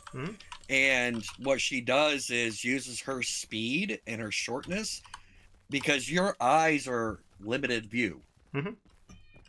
She has full view of you and you won't be able to see her sometimes. And she'll take advantage of that and just fuck you up. You'll get a shot in the kidneys. you know, and it's like, where'd that come from? And you turn to look, and she's already got you pretty much falling down, and she'll get on top of you and start pounding your face in with that buckler. Damn. I'd say this Oh, hurts yeah. more than MMA, but I guess it looks like MMA hurts too. But well, yeah. the armor does protect a lot of the bruteness. Okay. It does protect a lot of the bruteness, but the dinging, like your ears will be ringing to where, like, you wear earplugs when you put the armor on, dinging just to help. Yeah, just a ding ding ding. If you're getting punched in the head, just the metal clanking in your head, oh, it's rough. You'll always have a migraine. I used to have Advil and everything ready for me when I was done. So outside of the cudgel hit that gives you a concussion, it's mostly just the dinging and the loud noise, and then just being in heavy armor and.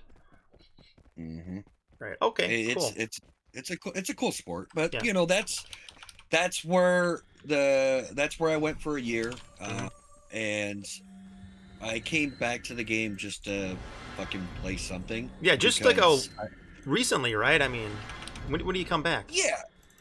So I came back recently. And I'm not afraid to tell people I work at a school. I'm a student counselor. Spring break's here, so we get paid to not be at work. Yep. So you know, I had something to do, but again, I live in Chicago. It's what they call Midwest weather. It's like 40 degrees, so it's not really super nice to go on the bike. I mean, you know, you bundle you can. So I'm kind of stuck at home. Yeah. So I needed something to do, and you know, I was like, okay, I guess I mean, I have a free subscription to Mortal, you know, and they're really creator. You must be tier 2, right, Alex? Yes. So there's just not a lot of. This is something that Mortal has that others don't. Yeah. You know, there's not a lot of. There's not. Yeah, it doesn't have the full loop PvP. It doesn't have, and I hate to say it, the community.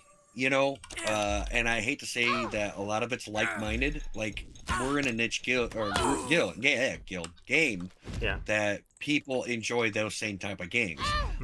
You know, I played Mordhau. There's a bunch of other like what was it? Lourdes came from Mordhau. Chivalry. There's a lot of people that came from Chivalry, even For Honor. This is a game that kind of puts that all in perspective, and I don't know what Henrik is doing, but he needs to publicize this game a lot better. I think this game has a lot going to it, but before he does that, I do think he needs to work on the server's stability, because I believe Unreal 4 was a way more stable than Unreal 5. And I know it's updates and stuff like that, but I think I would rather be at 5 FPS than be disconnected consistently. And I do know that they do not have the best servers in Sweden for this game right now. It's not the best servers that money can buy. You know, it's definitely not. I play other games that are in the same vicinity that have way better servers, that I have less ping. I don't know where you're located, Dread. You know, like Midwest. Midwest. I don't know what my ping is. I don't think I have it displayed. I would guess like 150-ish, 180-ish ping. I don't know. What's your ping? So I'm in Illinois, Chicago. I have no problem telling that. My ping is about 180. Okay. So and I'm in the Midwest. So when the Sarduka comes out, it's supposed to be in Eastern. I should have about 50 to 60. You know, and I'm on fiber internet. Yeah. So I mean, that's what I'm hoping. And I think Sarduka, a lot of people are excited for it, but I believe Tasu, you played MO1. We lost Tasu a while ago. Oh no, he's back. Okay. I was gonna say he left. I don't blame him, because this really went different directions. But yeah, welcome back, Tasu. I did want to talk more about it in post. I did want to see your VOD of the last 20 minutes. I was just trying to finish up another bandit task here, and then I can sit there and look at it. But thanks for coming back, Tasu. Yeah, you're kind of becoming like just a guy sitting here now, because we went into all these different things here. So I appreciate you hanging around, though. I appreciate you're still here. Yeah. Yeah, I mean, Tasu has played Sarduka in MO1, if I'm not mistaken, because he played MO1, right? Yeah. Yeah. All right. It's not going to be what everybody thinks it's going to be. I hope everybody's ready for Mounted. Is it going to be an exact carbon copy of MO1? I mean, I are they think going to repeat the same things, or maybe even the same mistakes? Are they really going to do that? So if you look at, and I'm glad Tasu's here because he's also an MO1 player. Now I didn't get into it like he did. I mean, I never amounted much because I was playing mainly EverQuest during the time, but I did play MO1. There is a lot of similarities of Maryland right now. Then there is an MO1, so I do believe that there should be similarities of Sarduka, the arena, stuff like that. But the combat style is going to be completely changed. So because right there's a heat system, you'd wear lighter armor. There's wide open areas. Not even that. Okay. It's the fact that it's a barren wasteland. Yeah. There's no trees. Which is a bit like Meduli Basin then, where I love being on my tar dog, right? If it's really barren, yes, mounted would be. But it's very open. It's very open, and there's not a lot of obstacles, so your mounted gameplay is going to be super strong there. But there's also a lot more creatures. If they do release some of the creatures that we haven't seen yet, they'll fuck you up. I mean, they'll fuck you up instantly. So it puts in the danger of getting into it because, you know, you could fight in the middle of a spawn of these mobs that can hit you like somebody's wearing tongue steel, you know, like smacking you for 40, 50 damage, even in full steel. Like a troll. Yeah, exactly. And a lot of people don't realize that when Sarduka comes out, we've kind of already somewhat got there, but steel is pretty much the bare minimum. Like, steel should be, like, you're not going to see people running around with a lot of steel. You'll see Chronite and Ogmium mainly, and less steel. What about Hellfire cultist attire? Are people going to be wearing, like, crazy outfits like that? Well, no, people are going to be wearing, like, lesser geared stuff. Like, let's say all that plate metal shit you can only wear in certain areas. And most of the fighting is you're going to be wearing like carapace items, medium type armor. So even though there isn't really a hot or cold system right now, even though I think they're supposed to be, you think on Sarduka they'll have implemented the heat system and then you will be limited in the armor? 100%. Either they're going to introduce it or they're not going to introduce it. I don't know when you started playing the game, Dread, but they actually at one point introduced the heat system into the game, and then they had to fix it within a week because everybody hated it. Fascinating. So that was early on. Then they tried to when people didn't like it. So you think they're going to try again with Sarduka? Okay, and there are human clades called Northerner and Southerner. Apparently the clades don't do anything right now other than less damage of those types. But yeah, your body can handle very high world temperatures. I have that clade. I'm ready for Sarduka, but that's assuming they implement some kind of heat system, right? That could be interesting. So the thing is though, like, everybody, all these two fighters are like, oh man, I can't wait to fight with an AP. But they're not going to be able to wear steel. They're not going to be able to wear tongue or og. They can only wear Chronite or some fucking Panzer Carapace shit. Yeah, I mean, I believe the Bandit Calardian is going to be like the primary armor. If I had to take a guess, it's going to be the primary armor of foot fighters. Well, that's for Maryland. I'm sure there's going to be a Sardukan guard armor. Yeah, but we also know how Starvolt is. You know, they may not release armor sets until after, you know, a couple months go down the road. I don't know. It would make sense for them to have like their Sardukan own light armor, medium armor, and heavy armor. Yeah. Okay. But if they don't, I believe that Calardian Bandit is going to be like the top tier armor. Yeah, we'll see what they end up actually doing. But again, this is all interesting. This could make or break the game. People are going to come back for Sarduka. They're going to be excited about it. How well the server performs. How well they like these changes, right? You know, if they do all this stuff.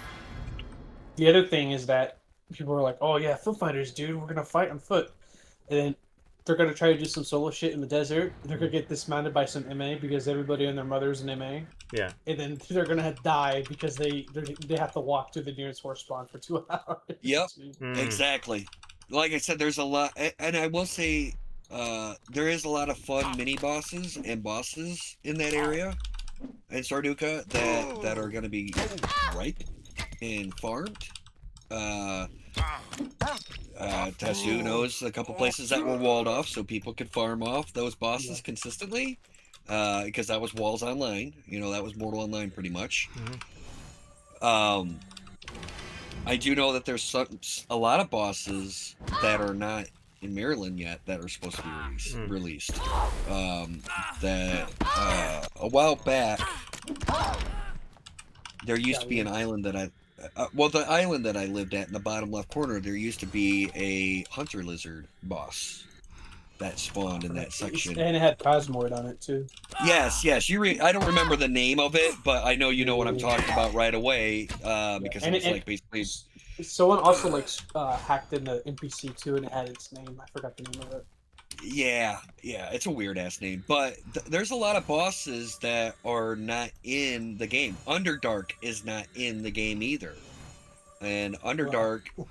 Okay, some guy in Discord here, Dammy VFX, is claiming I was caught with something called Radar.dll.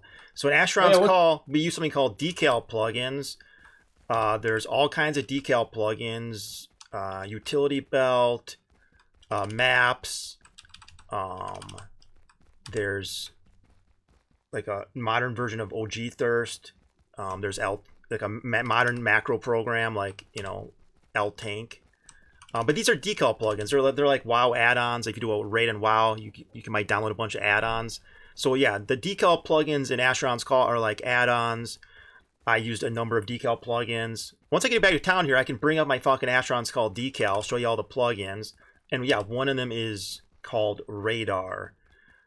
You have a radar in-game, right? Part of the UI in Asheron's Call is you have a radar, right? And people show up on the radar as dots or squares if they're a guildmate, different color dots. Like, this is just a decal plugin. It basically takes the radar and makes it a list of names on the side of your screen. Again, I was never a fan of this back in the day because I thought in dungeons, since your radar was smaller, this let you target outside of what the intended range was. Right, it was kind of a cheap plugin, and initially only a few guilds had access to it. It kind of spread, but nobody was ever banned for it. It's just a decal plugin, and now in these Asheron's Call PvP emulator servers, everybody has access to Radar. Everybody uses it. It's just to be on the even playing field, everybody just uses it. That's just how we click and target people. It's just a decal plugin. So hopefully that answers the question here, and we can move on. Okay. I don't know why people are even complaining about an add-on. Everybody plays most games with add-ons. World of Warcraft people play games with add-ons. It's technically a cheat that says, "Hey, get out of the freaking stuff on the ground." Yeah, the main issue is that they think it's like a cheat, but it's a .dll file. So I don't know. Yeah. There's no connection to MO2. It's an Asheron's Call decal plugin. That's all there is to it. I can even fucking probably bring up decal log into Asheron's Call. Yeah. Right. And then people saying that MO1 is boomerland. Most people that played MO1 started out as teenagers and stuff. It was released in 2010. It's not that old, really. I mean, the game was.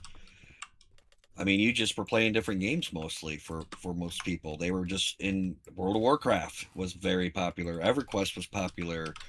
DC Universe was popular. Just everybody was playing different styles of games during that time. Mortal Online was not really.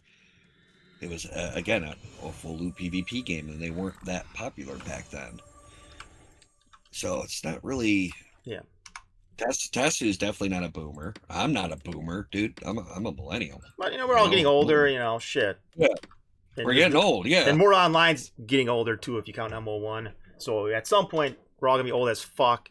And honestly, who knows which age group this is primarily attracting? I could see a lot of guys in their 30s playing this. I mean, who knows? There's also some younger people. Yeah, it's whatever. It's but yeah. I mean, most of the people that play this game, like I said, are in the ages between 27 and 40 plus. Like honestly, that's most people are averaging around the 30-year-old range. Back to. But yeah, no, like I said, Sarduka, Underdark. I believe we were supposed to get the Underdark first before Sarduka, but people complained enough that they wanted Sarduka, I guess, first. The Underdark was supposed to be, I want to say there's, like, again, I can't remember exactly, but I want to say like 3 or 4 keeps added, and it's basically nothing but a big cave system underneath Maryland right now. I don't think it was going to be anything special, man, to be honest. Like, they still haven't added the Stein Troll Cave, dude. They're not going to add fucking that. That was one of the things, is that you'll see the areas where you're supposed to be an entryway in the jungle. There's areas that would lead to the Underdark that is blocked off and you can't get into it.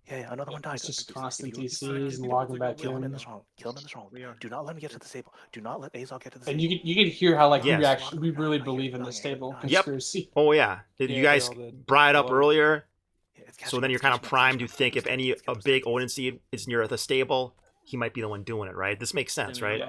And we were going after other stables and other strongholds too. So I'm just glad you guys didn't see me pulling a tar dog out, or you guys might have clipped me, right?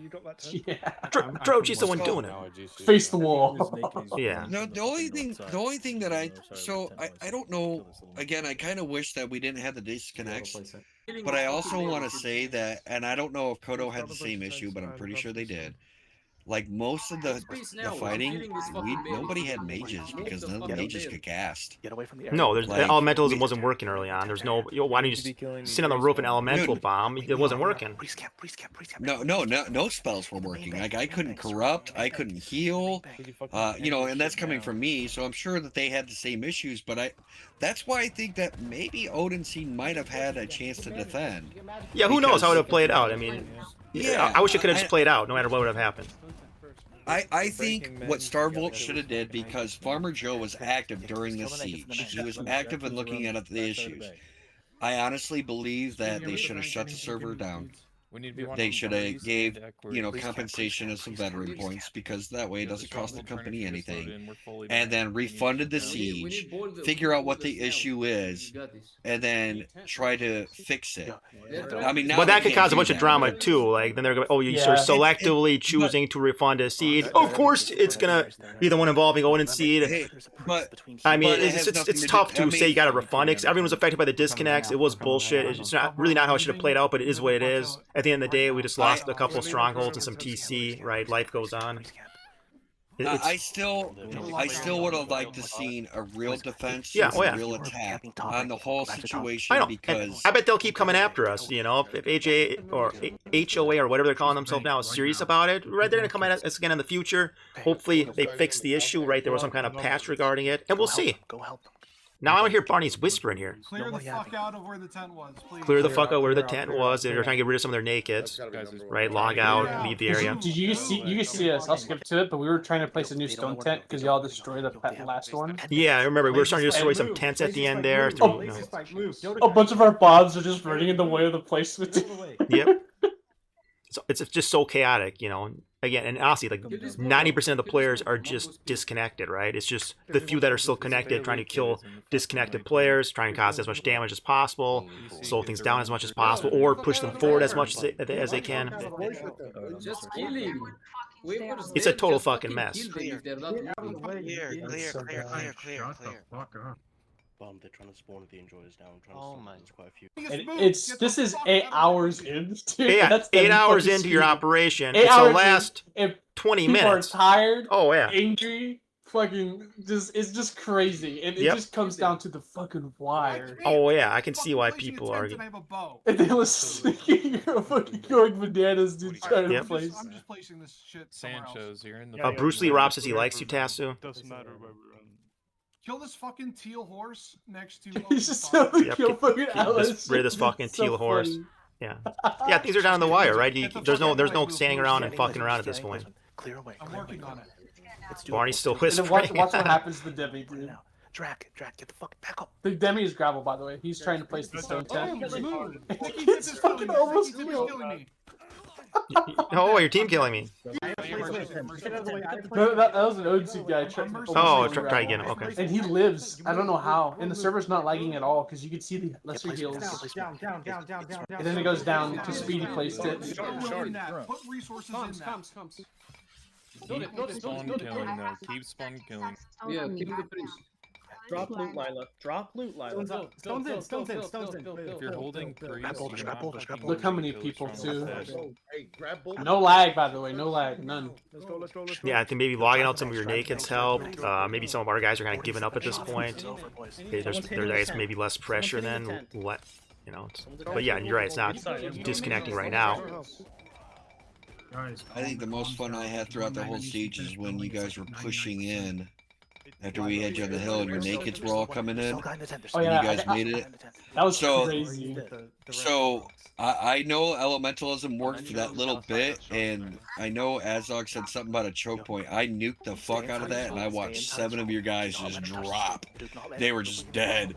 And then when I got done doing that, you guys had a Campadon in Tug Steel armor, and Swags is like, "Hey, kill this Campadon," and then I nuked it, and then I deleted all the rocks that were in it, and I'm thinking, oh man, maybe we got all the rocks and they won't have shit. Fuck. Oh yeah, we did some damage. We're getting, Yeah. good stats. We're getting some of their rock pets, right? But again, it was such a big operation. There's so many of them, and they're so well prepared, well organized.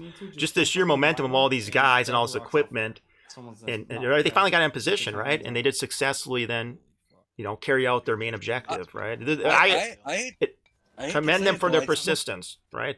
Nothing else. I still think Odin Seed is the good guys in this, as much as that Odin Seed thinks they're the bad guys. No, I'm being killed here. On the main. I got swung at a couple times. If you were off the node before, So that maybe what just happened to me there could have happened to Azir. another half of bad, go just fucking leave the node right Yeah, what just It happened? could've I was been randomly Crash there. out. I was probably fully Dude, desynced. I probably didn't know I was That getting was in swung the on. video cut. That was me teleporting into the main.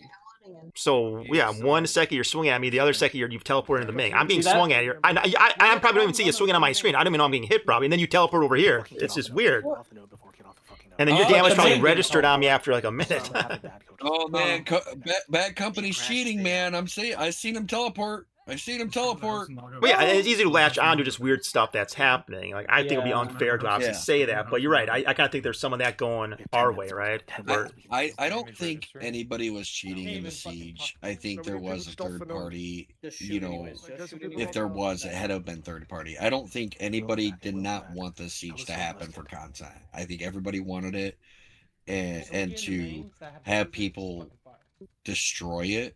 Yeah. I don't see it. No, and But if there I do were see- rogue hackers operating, well, then that's always happening, right? There's some degree of hacking and shenanigans going on in the game. During a big event like this, you can would draw some rogue hacker doing something crazy, maybe. Like, and who knows what exactly their goal was? But I mean, and I say that because again, after the siege, Koto was cool with me. We would talk, we would have open PvP, and good fights, and they're this must be minutes Not away all now, just code. looking at the health, right? Yeah. I like it. We got like what? 5 Can you minutes just left? stay? Can you just stay in the main? Like you're acting like the server was lagging or Stone's in, something. Stone's in. I need you to build. And then the server's coming back. Build. Yeah, I think stuff wasn't registering. Like on my screen, whenever I died, nobody was on me. It would just be suddenly a bunch of damage would register and I just die. Like I had really bad, connection the whole time. Like I don't know. I think I killed maybe one person, and then the rest, I don't think my damage ever registered. People's damage on me would register after like 30 seconds to a minute. We need boulders. Yeah.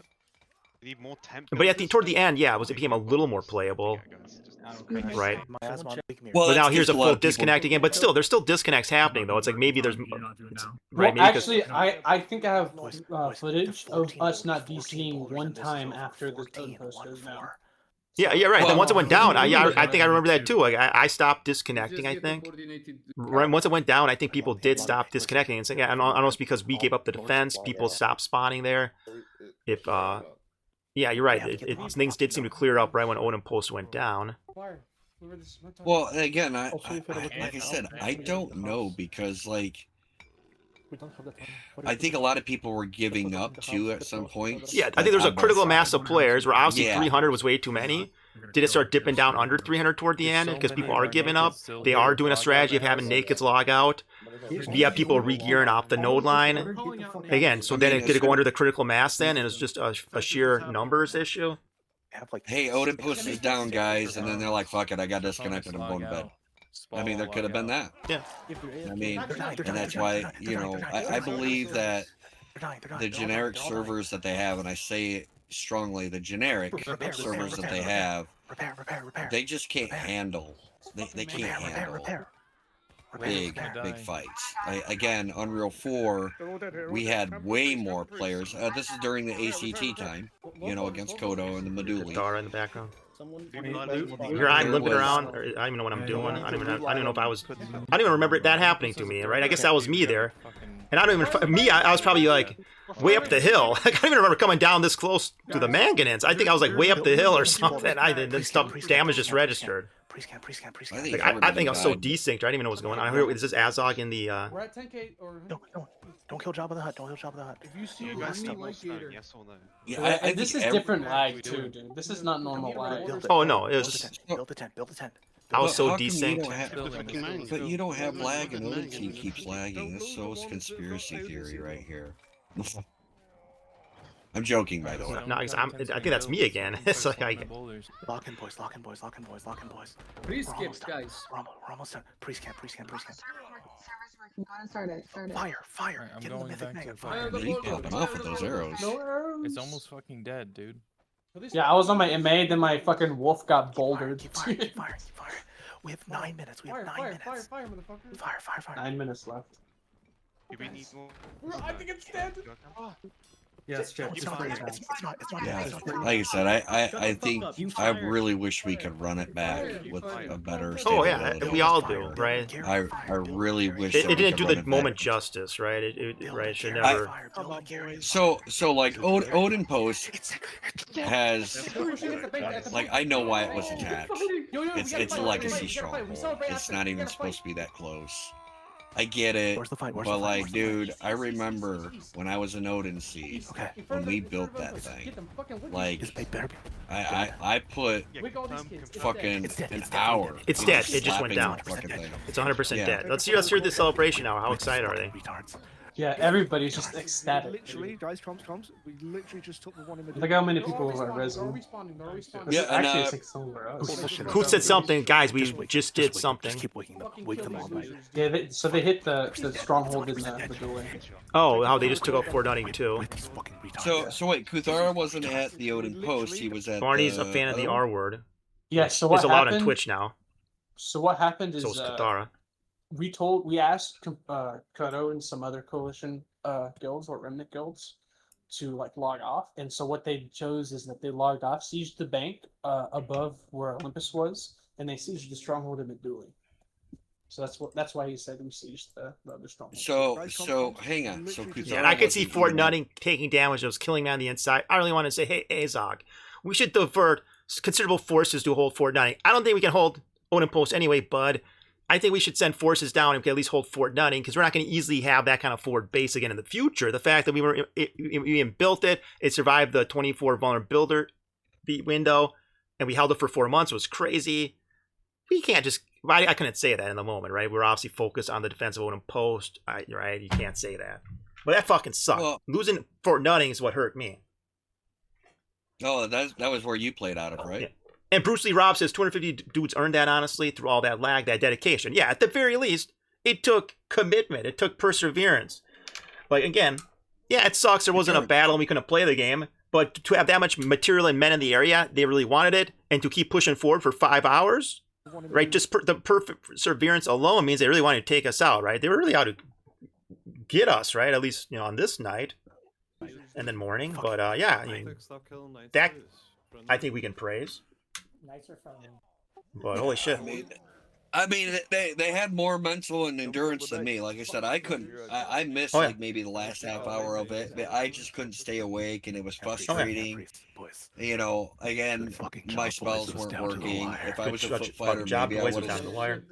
Barney's still whispering. I think there's North Order. Yeah, we just stick it out because it's, of course, OdinPost. We have to defend it. But, dude, I want to log out hours before this. This fucking sucked. Again, I didn't really. I knew I couldn't play the game. I would just die when I was disconnected. But I lost whatever tar dogs I had. That kind of sucked. I mean, I fucking ride those up from Meduli. It's like, I lost, my tar dogs from disconnects. It's just, So I don't know. I see this now that they actually did try to kill the bank too, right there. Oh yeah, they were trying to take more out. Well, Their goal was to take out just randomly. But I think they wanted to take out the stronghold plus whatever else they could. There's like 3 minutes left here. Yeah, they only had time to just do the main objective, which was take out OdinPost, and then I guess Fort Nutting and Meduli. Again, fuck it, shoot that shit. Stream, someone stream. So Yeah, it's still like I said. I mean, sucks. Yeah, I really wish it played differently. Oh yeah. Again, as a nostalgia Just a thing. photo op. OdinPost, Your flag is blocking the view. Good, take your flag off. We're gonna get main. Right, I guess this is the cathartic moment, right? I mean, maybe the last 5 hours sucked. They thought it was almost going to be taken away from them. Maybe that's where the cheating accusations come from. They did a lot of planning and organization and put a lot of work into this. And then maybe they're thinking in the last minutes here, they're not going to complete their objective. Why is this happening to us? Fuck Odin Seed. What's fucking Azog doing? Right? They're trying to find someone to blame. Right? I mean, I can see, why they're thinking this, right? It's like, they probably think they're about to get fucked here, and now here's the cathartic moment where, they completed the objective, they're emoting, they're roaring. And then also at the beginning of the siege, when it was lagging real bad and we were moving our force, Barney and Mythic were about to just like call off the siege completely. They were super dooming. It was like very bad. We almost walked to our fob. And then Rondark, the leader of the Big 28, was like, shut the fuck up. We're gonna get this shit done. We're gonna see what we can do. So it's fucking Rondark. Rondark is the reason why this siege fucking happened. Rondark of all people. When I don't think inspired everybody. And I don't think there's much history between Owenseed and Rondark, or at least not much of a rivalry or a beef. I find Rondark one of the most interesting characters in all of this, where it's like, what's his agenda here? If Barney and everybody else is dooming wanting to call it off, I wouldn't blame them. With the Siege of North Order Keep, when we realized it was a DC fest, we called it off after like an hour or two, right? So holy shit, it was fucking Rondark that reinvigorated the men with an epic speech. He really did. Wow. That's not understated enough. That dude really fucking reinvigorated Barney. And all the mythic leaders to continue, because they were really dooming. It was bad. Interesting. So it's Rondark's fault. So when I said fucking Rondark, I think I was right in more ways than I knew at the time. Fucking Rondark. Like, what's his stake in all of this? He was just in JA Comms a few months ago. He seemed like he's being pretty chill with us, and he was like talking about strategy and battle planning, and again, it seemed like he was on our side. I was like, I remember Rondark from Levia years ago, but I'm like, what's his association with the JA? Is he some kind of leader now? What's the deal with Rondark? And then a few months later, he's now with you guys, and he was the one that gave the epic, stirring speech when all the men were kind of losing hope, and then reinvigorated the cause. Wow. Interesting. Okay. Huh. So Rondark really wanted to get us. Was it more just a competitive thing? He just wanted to see an operation succeed, or? It was more of a, we showed up, let's get this done, let's not fuck it up. It's not really more of a, it's not out of spite. The reason why he wanted to continue is because he believed in fucking Barney and Mythic to get it done. Yeah, he more just is invested in the operation and just wants to see it successful, right? He wants to win. Okay, interesting. Yeah. All right. So cool. So now here's a big celebratory moment. Victory in the North Day. OdinPost has fallen. There's also victory in the South. Fort Nutting fell. Right. This was March 22nd Eastern time at, I want to say, 3 a.m. Eastern. Or maybe it was 3 a.m. my time and then 4 a.m. Eastern time. It was like 2 a.m. Pacific Standard for me. Pacific Standard. Okay, so this is happening in America, early a.m. hours of Sunday, March 22nd. Here's a celebration, the cathartic release. Then it seems like a lot of people were still fucking pissed off because that people were really accusing us of stuff, thinking, yeah, I know, Odin Seed needs to be banned. Odin Seed needs, if Odin Seed's not banned after this, then this is a joke. Now, and from my perspective, I was like, holy shit, you guys won. You completed your main objective. It sucked for everyone. And now you guys are going a bit over the top here with your cheating accusations, right? We didn't do this after North Order Keep, where the disconnects really fucked us. And now it just seems like you guys are being sore winners, or at least some of you, with the cheating accusations. But I guess it is what it is, I just can't stand his gray bar and his fucking stamina right now. It's driving me nuts. Like, dude, you want to know why that is? Because there's a bug every time you relog, you lose stamina reserves. And we kept fucking disconnecting over and over, dude. Yeah, no, I know. We were getting the same thing, and it's just atrocious. We should have all brought stam food. But then you just die and lose it, right? Yeah. Yeah, I disconnected like 50 times, and I died like 50 times, and then... And look, this is us crossing a node line. I'm going to play it. There's like no... I think there's no lag. I'm not going to say I know, but I think there's no lag. Oh, yeah. As soon as the post fell, yeah, the disconnects, I believe, mostly stopped, right? Basically the game was playable again. I also had Shout pretty out- good FPS, dude, for this. I had really good FPS. Oh yeah, the FPS wasn't the issue.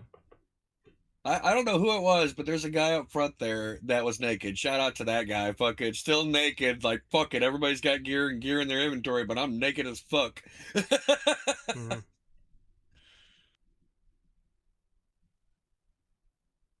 So yeah, this was the last 20 minutes of the siege. This was from Tasu's point of view here. This is the hill that we. I participated in the name chat too. Sorry. Oh yeah. I mean, at least this right here, this spot right here is where a nice battle happened. You know, there was pushing back and forth.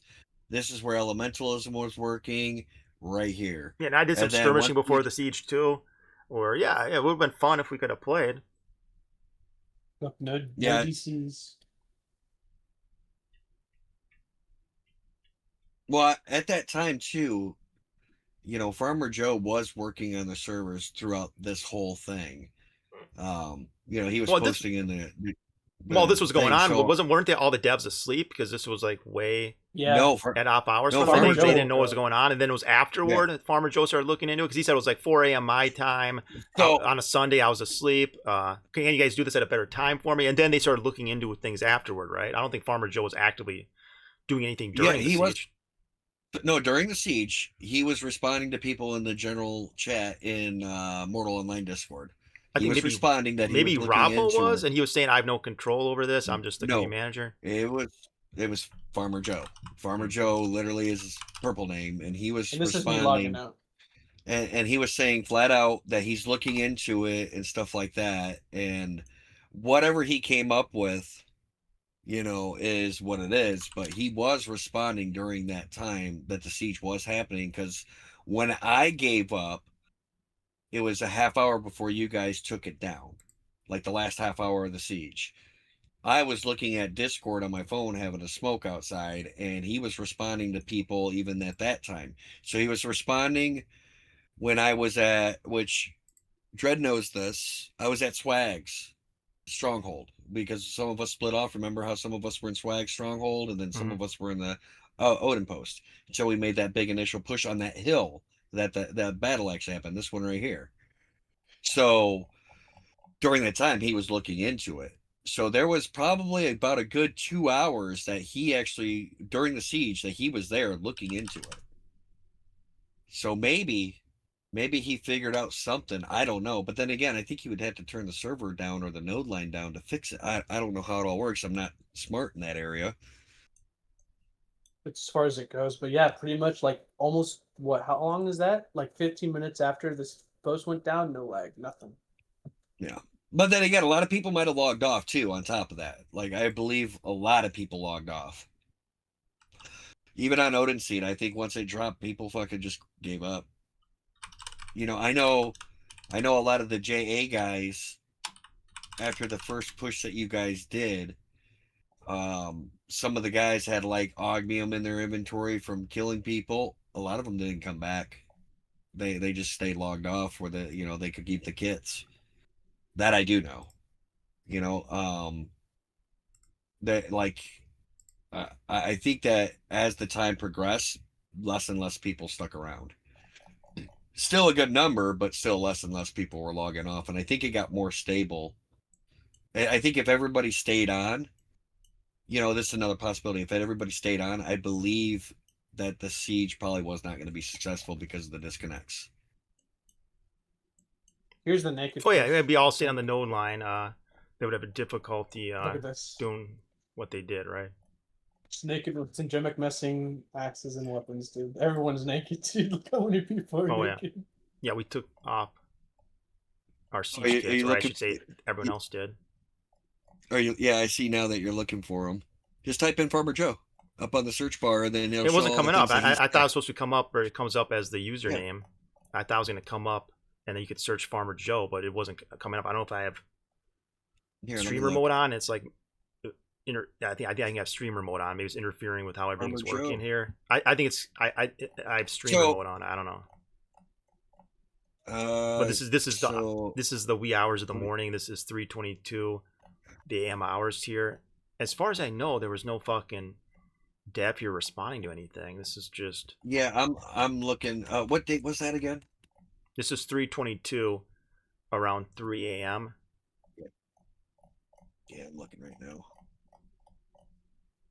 Yeah, This is yesterday, 3:20. Yeah. I scroll way back. I actually searched for a message I know I made and then jumped up to it. And it would put me back. So page 2. So he even responded. So you said that. Here, I'm just gonna highlight, copy, paste everything that was said on 3:22. At 1:25 a.m. my time. That's shortly after I quit. You know, I was done. That was still during that time. Here you go, Dredd. I'm gonna put it in your general. There you go. So he was up. He was looking into it during the time of the siege.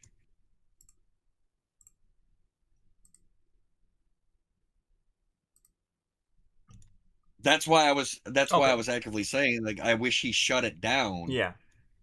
And then refunded, because they clearly knew there was something wrong. Yeah. You know, and that was my take on it, because I knew Farmer Joe was there. I knew he was responding to people. And yep, I see those messages. You know, yeah.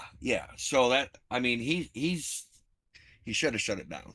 Honestly, I think I can understand that the propaganda that would have happened, sure, but it kind of took away content from players and deterred people from coming into the game as well, because of the disconnects.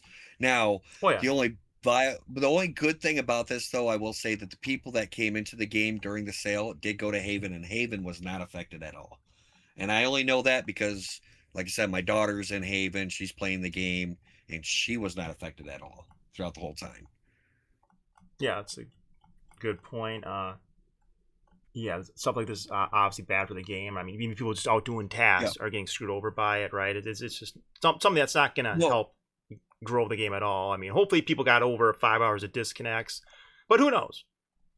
Yeah, I mean, maybe it's just me wanting to see the concept outplay, but I think business-wise, I would have shut the game down.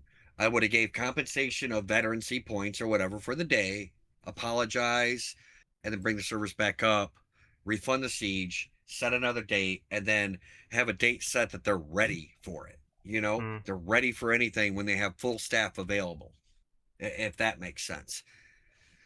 I think that's how they should have did it. Okay. I mean, people resubscribe to the game just for that siege, and what do they rescribe for? Just disconnecting. You know, it's a deterrent away from retaining people to play the game too. Yeah, we had the same situation on our Yeah. side. That's why we went back naked, dude. We didn't want people losing their AUG sets. Oh yeah. Oh, like I said, I know people were killing people for AUG sets and then logging off and never returning. I know that happened. I mean, oh yeah, like, but some people would want to loot it, just log out because they just profited, right? You know. Yeah. And yeah, all right. So I'm almost been up for live for 10 hours now. This has been great. Any closing statements or anything you want to say here? Because I want to go chill now. I'm done. Good, dude. It's all good. Okay. VelleK, is it all good? Oh, by the way, has Panricard gotten back to you about anything? No, he's actually went silent, and the last thing I messaged to him, he went silent. He said, "I swear my kids, they have crazy rumors about me, blah blah blah blah blah. Always hate Panricard is racist. I wonder how we created that. Always words against some bullshit." I did ask him for his name list, you know, on Steam, and I'm waiting for a response on that. Okay. So would you say being cagey with information or not being upfront and not responding right away, would you say that's kind of shady behavior or somewhat, you know, why is he not getting back right away? If he's being an honest, open guy, why wouldn't he just fucking clear this up? Because he's also EU and it's a different time zone. Okay. So he does have, so I know he has kids. So, you know, he might be going to bed and I just caught him right before he went to bed. So I can look into that more later on in the wee early mornings for me, but be midday for him. Okay, so we can follow up on that later. All right. Anything else, guys? No, I just Okay. I can't wait to find Tasu, you know, at the outpost one of these days. I'm gonna throw a fireball up his ass, you know. Be fun. Also, before you leave VelleK, you owe Yeah. Mango a stack of tongue. Oh, hey, tell Mango he owes me a lot more than that. Tell him he owes me a Kermit the Frog fucking voice chat. I don't know if you've heard that from him, but he's actually on point. He sounds like Kermit the Frog. It's fucking Yeah, funny. I saw that clip with that one Albion streamer. Yep. All right. Well, I'm gonna head out. I'm gonna get ready to get some things done. I bought an emulator, so I'm gonna go play some arcade games. Nice. I'm gonna go and get some All right. food. It's already 7 o'clock somehow, and I just had breakfast. So, all right, cool. See ya, dude. Yep. Take care. All right, there we go. Another episode of Droji Radio.